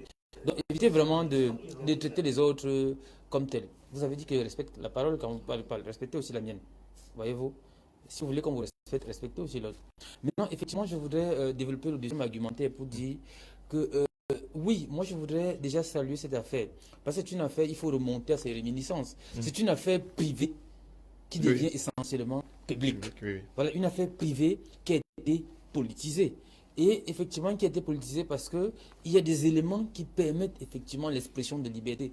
Levé ou non, il faudrait savoir qu'on parle d'un contexte. Le Sénégal, quand même, en matière de liberté, comme les autres l'ont dit, est quand même un peu plus avancé que le Cameroun. Même si on a l'impression qu'avec Macky Sall, on veut régresser, oubliant que lui-même, il est venu par le même canal. À l'époque, n'est-ce pas, avec, comment on l'appelle, le vieux Abdoulaye Wade. C'était les mêmes éléments qu'il a posés. Et moi, je voudrais saluer son cours, qui effectivement a démontré que le leadership jeune qu'il en incarne, le charisme qui est le sien, parce que ça aussi c'est un élément fondamental. Un homme politique doit avoir ces éléments qui permettent effectivement de rallier les autres autour de lui. Parce que c'est ça que le prof a oublié. Il y a des éléments qui permettent de rallier les autres autour de sa cause. Comment on se comporte vis-à-vis des uns et des autres. C'est peut-être pour ça que vous allez voir, on se tiraille parfois, on a l'impression avec Faïl et ses autres qu'on ne s'entende pas. Non, il y a des éléments. Et là, c'était pour dire effectivement à ceux qui ont voulu me dire ici que j'étais jeune sur le panel pour montrer effectivement que la jeunesse que vous convoquez effectivement fait des belles choses. Ailleurs, ce n'est pas parce qu'on n'est pas, on est moins âgé qu'on n'a pas on n'a pas une certaine habilité à faire quoi que ce soit. Non, il faut vraiment sortir de ce cancan. Et effectivement, si on part du postulat selon lequel c'est la jeunesse qui est le maillon fort de notre pays, soit 12,36% de la population, et qu'on soit en train de ramener les autres à chaque fois qu'on est jeune, ça pose un problème. C'est-à-dire, on a l'impression qu'on dit une chose et son contraire. Maintenant, pour essayer de développer, pour démontrer que oui, Macky Sall aujourd'hui est en train, bon, on peut dire ça comme ça, qu'est en train de tuer des éléments dits démocratiques. Parce que la démocratie aussi repose sur un certain nombre de valeurs, c'est-à-dire l'état de droit, respecter les libertés qu'on s'est soi-même assignées et au rang desquelles comme ça, les libertés individuelles s'exprimer pour le faire, mais seulement celles-ci doivent être encadrées aussi. Ça aussi, il faut le dire. Maintenant, autre chose, on va saluer je pourrais dire l'indépendance de la justice sénégalaise. Parce qu'on a vu celle-ci pouvoir s'exprimer effectivement. C'est ce qu'on demande au Cameroun, au gouvernement camerounais, quand il y a ce nombre de choses, pouvoir le faire. Et même la maîtrise, n'est-ce pas, de cette population sortie en masse pour défendre quelque chose, nous a permis effectivement de comprendre qu'il y a des éléments à partir desquels on peut fédérer, on peut se fédérer dans le camp dit de l'opposition. Je rappelle encore que l'opposition n'est pas un parti politique d'abord. Deuxième des choses, l'opposition n'est pas un programme politique. Il faut qu'on cesse vraiment de nous bazarder la tête avec ces affaires-là. Il y a des éléments sur lesquels on s'accorde. Nous sommes dans un marché politique. Et dans un marché politique, chacun y propose ses idées. Voyez-vous, nous, on est là pour vendre les nôtres. Par exemple, la forme de l'État du PCN, vous la connaissez, qui est le fédéralisme communautaire. Oui. Si vous connaissez pour les autres, à chaque question, nous on se prononce. C'est ça que nous appelons les uns et les autres. Docteur Simon, est-ce que vous avez compris le fait que la France a été vraiment targeted, hein? Yeah. Oui. Non, ce que je veux, moi je vois, lorsque je regarde votre question, moi je vois plutôt une autre perception, vous allez me permettre. Lorsque je vois l'action des jeunes, moi je dis ici, cette problématique soulève deux éléments importants. La place du jeune dans la société et le pouvoir qu'ont les jeunes dans la société. Lorsque j'essaie de définir ces deux éléments, la place du jeune et le pouvoir du jeune, je vais commencer par la place du jeune. Et puis, naturellement, si de nature ou si de manière générale, on a l'habitude de dire que la jeunesse est le fer de lance de la nation, automatiquement, ça veut dire que c'est une partie de la population qui doit être contrôlée parce que on placera demain, c'est elle qui prendra notre place demain, c'est elle qui assurera les fonctions que nous sommes en train d'assurer aujourd'hui. Donc, à un moment, il faudrait bien des rapports sociaux clairs et nets entre le gouvernement en place et sa jeunesse, parce que c'est elle qui va prendre la relève. Mais maintenant, il y a un autre élément, je vous en prie, c'est pas possible. Ça aussi, votre gouvernement ne connaît pas la jeunesse. La preuve en est. Le plus jeune ministre à quel âge? Le ministre de la Jeunesse à quel âge? Moi, permettez-moi de vous rappeler que c'est l'une des problématiques du chef de l'État, même le discours récent, vous en avez entendu parler. Donc, si vous voulez que je termine ce que j'ai à dire. C'est du déjà entendu. C'est le même discours. Il y a utilisé le nouveau. Donc, après cette place-là, maintenant, on met en avant le pouvoir de la jeunesse. Et lorsque je vais parler du pouvoir de la jeunesse, je vais mettre en avant, et je crois que j'ai un confrère sociologue là près de moi, je vais mettre en avant le caractère fébrile de cette jeunesse-là. Et c'est malheureusement sur ce caractère fébrile que les hommes politiques s'accrochent pour jouer la part belle, c'est-à-dire la manipulation. Et voilà le véritable problème. C'est que la jeunesse, c'est cette couche de la population qui est solide, qui est dynamique, qui est forte, toujours prête à se lever, mais qui malheureusement est vulnérable et manipulée, exploitée par des hommes véreux qui assurent leurs intérêts personnels. Et c'est pourquoi à un moment, vous allez voir des actions des jeunes poser des actions qui sont contre la citoyenneté ou alors le caractère responsable. Parce que on va dire marcher. J'ai entendu des gens me parler des marches pacifiques. Je ne vais pas revenir là-dessus. Quand vous savez que ces marches avaient les caractères de chassement, je ne voudrais pas sur ces concepts et ces mots-là. Et on voit très vite, rapidement, le rapprochement entre le chassement et le terrorisme. Donc, il y a cette exploitation de la jeunesse qui fait parce qu'à un moment, face à une situation concrète, la jeunesse devrait réagir. Malheureusement, le comportement qu'elle pose commence à être taxé, n'est-ce pas, atypique, d'anormal, d'anti-citoyen. Parce que lorsqu'il y a des casses, lorsqu'il y a de la violence, vous avez vu, lorsqu'il y a du sang qui coule. Vous ne voulez pas regarder que les investissements français ont été ciblés? Permettez, quand je parlais d'investissement français, je dis du moment où il y a des casses, du moment où il y a de la violence, je dis on est jeune, on est mature, on peut revendiquer autrement. Parce que tout ce que nous violons, tout ce que nous cassons, que ce soit pour les Français, la position géographique dans laquelle elle se trouve a un rôle dans notre vie. C'est-à-dire, le Sénégal aujourd'hui aura un autre visage après cette action. Pourtant, cette jeunesse rassemblée très fortement pouvait réagir autrement. Je veux dire que toutes les réactions soient menées. Sorties menées par... Ouais, maybe. Parce que la démocratie le met en avant. Okay. On peut sortir, mais d'une manière silencieuse, calme et propre, en revendiquant des actions concrètes dans le calme total. Mais puisqu'il y a cette manipulation qui amène à un moment à ne plus contrôler les actions de ces jeunes, c'est pour ça qu'à un moment, au Cameroun, si on veut faire une transposition, on commence à mettre des écarts. Okay. Parce que les jeunes, ils sont d'une valeur sûre, mais malheureusement, ils sont exploités, manipulés par des hommes politiques. After this, they came out and they obtained the release of the detained opposition leader, but the president of Côte d'Ivoire, no, president of Senegal, Macky Sall, came out and called on Senegalese to forgive themselves and to look to the future. Well, we'll talk about what Macky Sall said. Talk about forgiveness is a good thing, but he should lead by examples. If you want us to forgive you, don't manipulate the constitution. Step down. Yes. You know, it's just like when we cue in from what Dr. Simo talks about. No, presidential elections are like, still 2024. Eh? Yeah. It's like when we cue in from where Dr. Simo is talking about, like the issues of manipulation. You know, on the contrary, it's the regime that manipulates those youths. The regime puts them perpetually hungry, unemployed, so that when the time comes, they give them peanuts.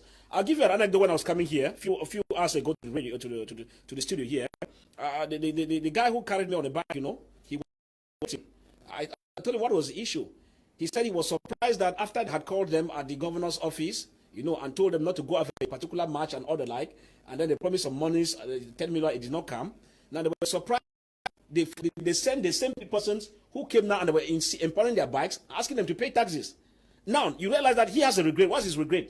That they were manipulated upon that time, that they should come. Non, c'est un anecdote. C'est moi qui parle. On n'a pas oublié quelqu'un. On a encadré tous nos amis politiques. Tu ne connais pas. On a encadré tous nos amis politiques. Tu ne connais pas. Parce que vous les avez. Docteur, s'il te plaît. Docteur, please. Doctor. Just to we discovered that the issues of manipulation comes most of the arm of the government.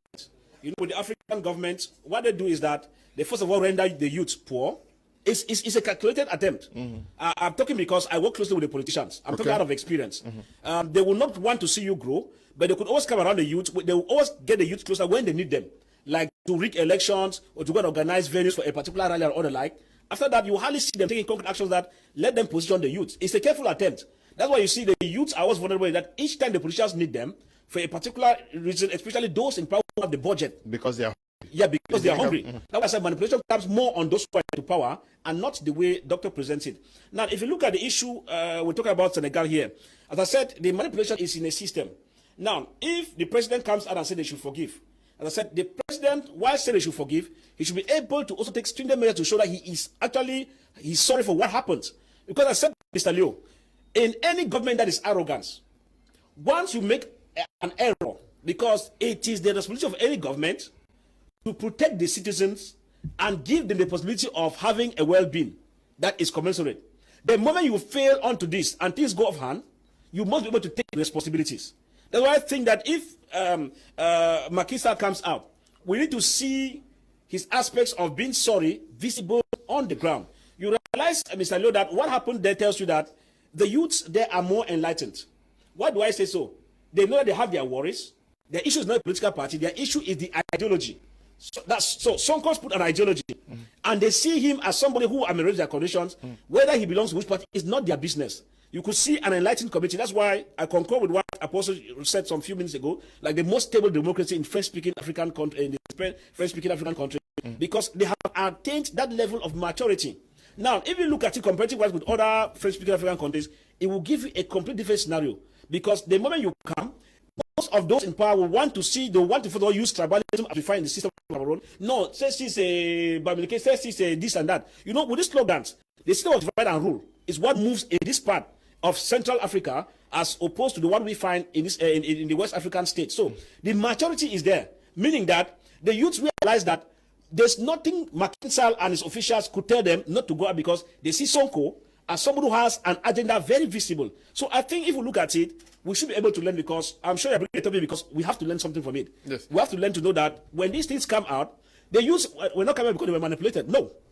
They were coming out because they had an issue which has to do with their well-being, and they saw Sonko's ideology as somebody who can put them in a better place. So, but if it happens in Cameroon, they'll tell you that they have been manipulated, and that's the slogan some dictatorial regimes use. Okay, and they deceive people day in, day out. Apostle Ambi, but when we see the magnitudes of the outpouring of young people into the streets of Dakar and amongst other localities out there in Senegal, can we also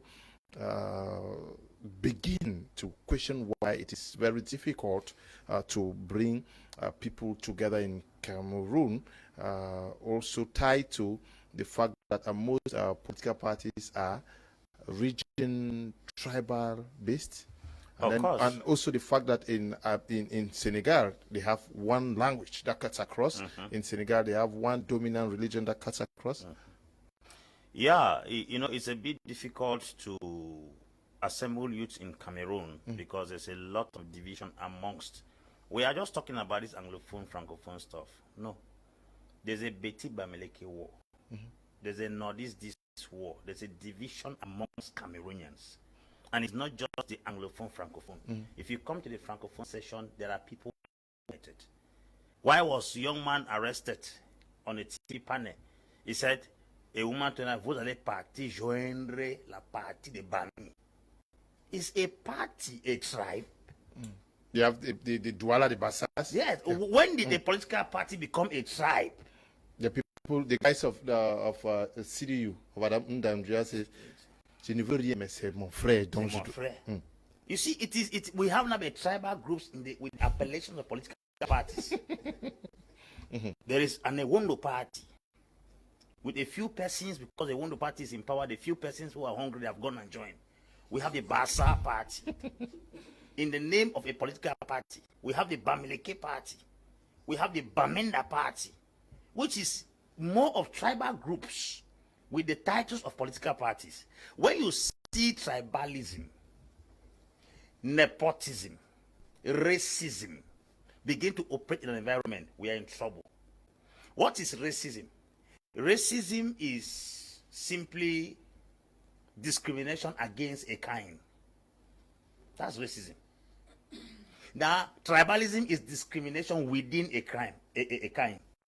So racism is discrimination against a kind, while tribalism is discrimination within a kind. So racism is advanced tribalism. Now look at what racism is doing in the world.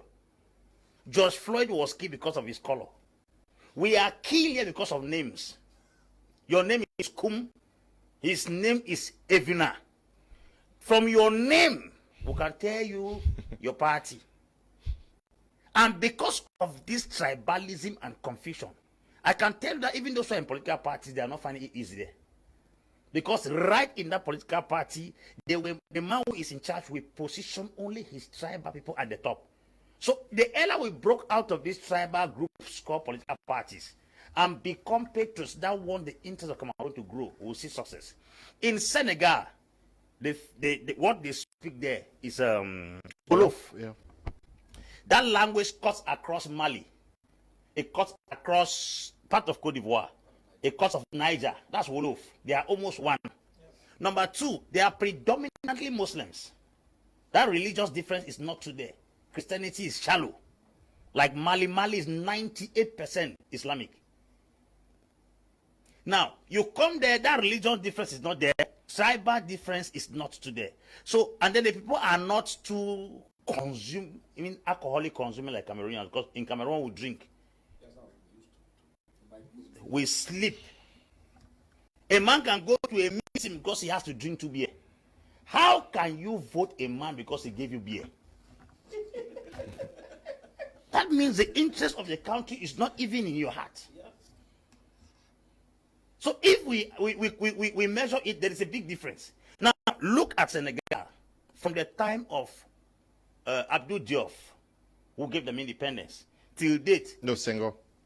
Abdul Diouf came later on. Yes, le poste that's going to it has been a series of changes. So there is a dimension of maturity come to the political terrain as far as Senegal is concerned as compared to other African countries. Let me also conclude this by saying that I want to really pray for the soul of the minister delegate Adum Gargum in charge of Islamic affairs in the Ministry of External Relations. I want to pray for his soul. May he rest in peace.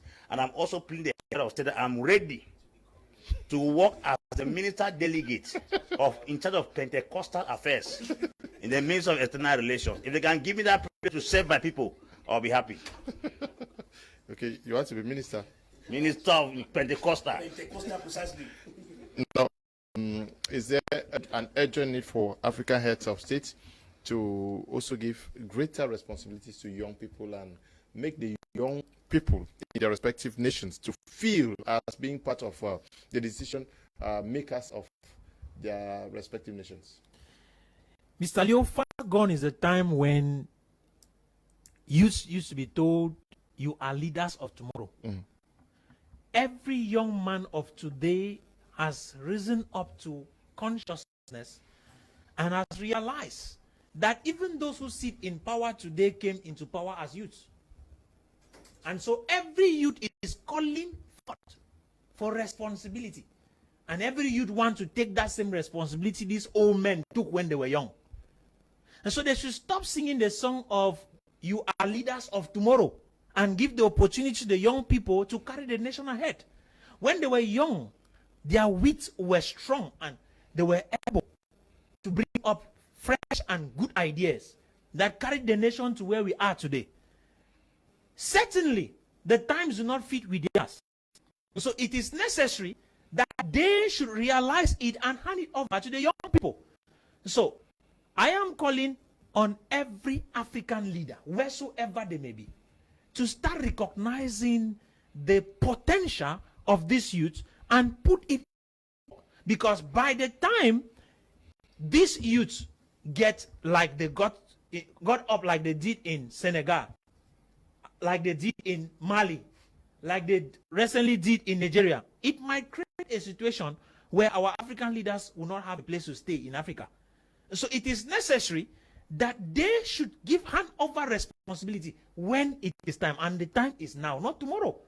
When we keep waiting and expecting that a future will come when these young people would have become 60, then we would have missed the time and lost the opportunity which we were supposed to take advantage of. You see, I always say that it is good to take advantage of an opportunity in the lifetime of that opportunity. And now it's the lifetime of that opportunity. And like Apostle Ambe rightly said, it is necessary that he, in his 40s, should become a minister in charge of Pentecostal affairs in Cameroon. That is his request. And I think the Cameroon government should do something about that. Look into that. Okay, Oui, permettez-moi de dire vraiment et insister là-dessus. Okay. Je crois que dans le dernier, le récent discours du chef de l'État, il n'a pas porté des gants pour le dire. Il a parlé de la Que les transition. jeunes s'écartent, que les jeunes s'écartent des ennemis de la paix. Et nous les connaissons, les ennemis du Cameroun, les gens qui sont pour la guerre, les gens qui sont pour des tripatouillages. Il y en a, il en existe. Et on les connaît dans des partis politiques. Je vous dis qu'il y a des partis politiques qui ont détruit des enfants, la vie des enfants aujourd'hui. Moi, je ne peux pas compter les fois où j'ai fait des collectes d'argent parce qu'on va aller payer les locations des hommes qui sont à New Bed depuis le 22 parce que les femmes ont été renvoyées des maisons. Et ces responsables de partis politiques ne disent plus rien. D'ailleurs, ils ne savent même plus de qui il s'agissait. Donc, soyons un peu sérieux. Que les jeunes commencent à être beaucoup plus responsables et avoir le regard un peu plus poussé et qu'ils sachent que tout ce qui vient devant que là, ce n'est pas des personnes sur lesquelles on peut compter. C'est pourquoi le chef de l'État a appelé à plus de responsabilité et de citoyenneté. Ils savent bien de quoi je parle. Non, mais j'ai vu les membres du MRC. She does not even know. It's ignorance. Voir Ignorance. De quelle ignorance parlez-vous? Vous pensez on encadre les amis politiques. Entendez ce qu'il raconte. Fini et tout et tout. Vous les encadrez pendant 1 an, 2 ans, 3 ans, c'est ça? Tu ne connais pas. Et cette liberté qu'ils ont perdue, vous le payez? Vous racontez quoi? Mais de quoi parlez-vous? Vous mettez les gens en cellule, on les encadre. Qu'est-ce qu'ils font là-bas? Nos amis politiques de MLC, il faut demander. Qu'est-ce qu'ils font là-bas? Les gens qu'on a libérés, on va te dire. Qu'est-ce que vous parlez? Si tu es en train de dormir au Qu'est-ce premier qu'ils rang. font là-bas?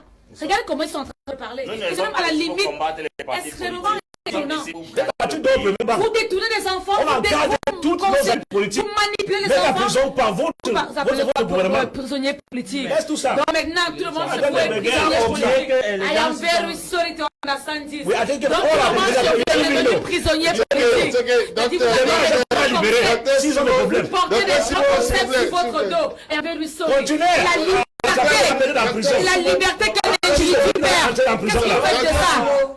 Please, Vous avez des enfants le 22 on septembre, veut le faire, ça. manipulés pendant que vous dormez sous vos lauriers. Vous venez vous entretenez. Mais de quoi parlez-vous? docteur, Regardez comment on détourne ces jeunes aujourd'hui. Christian Job. Il y en a qui ne vont pas Christian à l'école, Job. il y en a qui ne Christian travaillent Job. plus. Ouais, Vous me Christian- dites, ah, vision, I'm very sorry. Please. Oh, taisez-vous, pardon. Nous sommes Christian- le parti du pays, hein, pas le parti de combat.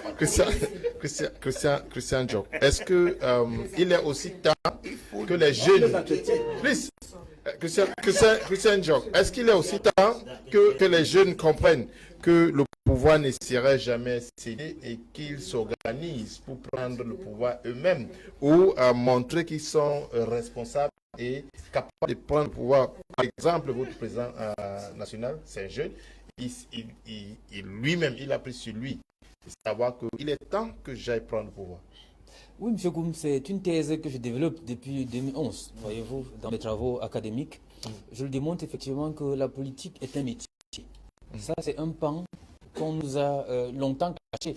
On a dit aux gens, la politique aux politiciens, l'église aux églises. Donc, monsieur le ministre, donc, voyez-vous, en fait, ça veut dire que quand vous serez ministre, vous ne parlerez plus politique. Voyez-vous, c'est un peu ce qu'on a démontré. Je vous souhaite d'ailleurs d'être ministre dans quelques jours. Voilà. Donc, voilà. Donc, je le dis en disant effectivement que il faut que les jeunes comprennent effectivement, et c'est notre cri d'ailleurs, on ne peut pas être 72,35%, c'est-à-dire les 15-35 ans de la population, et qu'on ne soit représenté dans aucune institution telle qu'elle. C'est impossible, on ne peut pas comprendre. Et quand vous allez parler à des jeunes, ils sont là pour suivre des vieux coulants. Voyez-vous, est-ce que vous savez qu'à l'heure actuelle... Trompé par des gens, il faut le Oui. dire. Docteur Simon, vous-même vous êtes trompé par un vieux. Voyez-vous. Donc, effectivement, pour dire De que... quelle tromperie par lui? C'est pour Parce que Docteur je Dès suis qu'il se lève à peine. rester là-bas Donc, jusqu'à la pour fin du dire mois. effectivement que L'un des enfants qu'on le a grand-père voté, que vous, retirer le les grand-père maisons que vous et défendez là, déposer ailleurs. il est venu Les au gens pouvoir qui à 29 ans. Il était secrétaire général de la présidence de la République et directeur du cabinet civil à 29 ans. Moi, j'étais là son grand-père. Il n'avait pas mon niveau.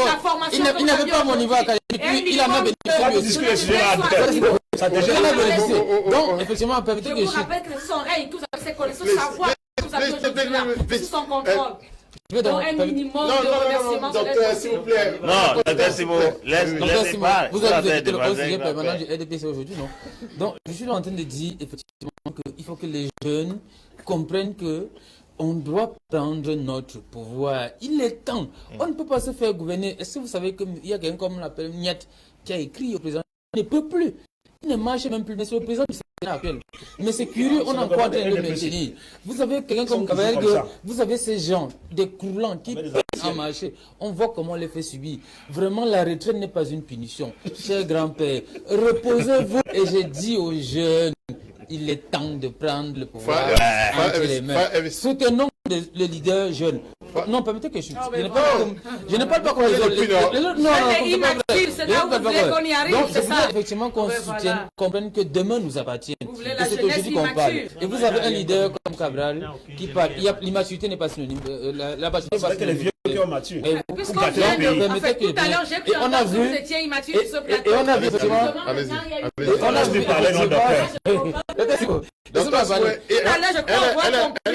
Elle est maligne. Non, vous êtes maligne. Vous êtes en train de vouloir. vous allez laisser que mon message passe. Effectivement, Ça les touche. j'appelle tous les jeunes à comprendre que on peut être effectivement député. Vous avez vu, chez nous, les députés ont 30 ans. Chez nous, les députés ont 32 ans. Ainsi de suite. Le plus vieux député chez nous a 43 ans. Donc, comprendre qu'il est temps de pouvoir bosser et, non, je dis, et de pouvoir comprendre effectivement qu'on évolue. Donc, on ne peut pas avoir quelqu'un qui a ans et avoir l'autre qui a 31 ans et croire qu'on est dans la balance, alors qu'on a 76, la population, vous en tant qu'ancien sociologue, vous ne pouvez pas dire ça devant les gens, vraiment arrêté. Donc, comprendre qu'aujourd'hui, il est temps de changer. Et le moment qui arrive en ce moment, en cette période au Cameroun, est essentiellement grave. Cette période transitoire, la crise anglophone, la désagrégation et tout ce qu'il y a, il est temps de défendre notre souveraineté. Okay. Les autres sont morts pour ce pays, ils avaient la vingtaine, la trentaine, donc c'est le moment. C'est le moment maintenant. Rappeler que le plus le plus vieux. Yes, I think that the time for the youths, the younger generation to take over has come because you see the period, the changing time is that which is quite challenging, which those of the older ages, National Assembly, Senior, whatever, Dr. Simo is defending here, are the ones putting in the quagmire where we find ourselves today from left to right. Now, I'm talking because, last Saturday when in Yaoundé, we held a meeting with the ex-prisoners who left Konengi, and, Mutaga is around here. Yeah. We talk with him one-on-one. We've been able to get, at each time we're taking care of their school fees of their children and all the like, which was still ignorant about it. She does not even know. And it's our duty, including legal consultancy, which is taken care of by the party. I want to say this without fear of favor while landing, Mr. Leo. CRM party is the only party as of now that can bother takes care of its political prisoners, both in prison and out, as I speak now. Okay. If anybody is disputed, I want them to bring the person here on this platform. Okay. So at the end of it, I think that what we need to do is that we are talking to Cameroonians, and we think that the time for change is now. Yaoundé has expired. They have expired in ideas and everything. And I think they should honorably leave the center stage for a new wind to blow into Cameroon. If not, they will face crimes against humanity. I keep saying that, whether they like it or not. Thank you. Okay. We want to say we are sorry. We've taken more than 10 minutes of our time. Thank you very much, Apostle Ambe, for coming. Thank you to Prof. Thank you, Dr. Simo. And thank you, Christian. And to you, Fire Elvis Tayong. Thank you to you guys, production team. Desmond, Eli, and Bertrand, and Noel. Not forgetting Tabi Itambe Bryant, who is supervising our work out here. Stay blessed. Didi Banderas, good evening. Bye-bye.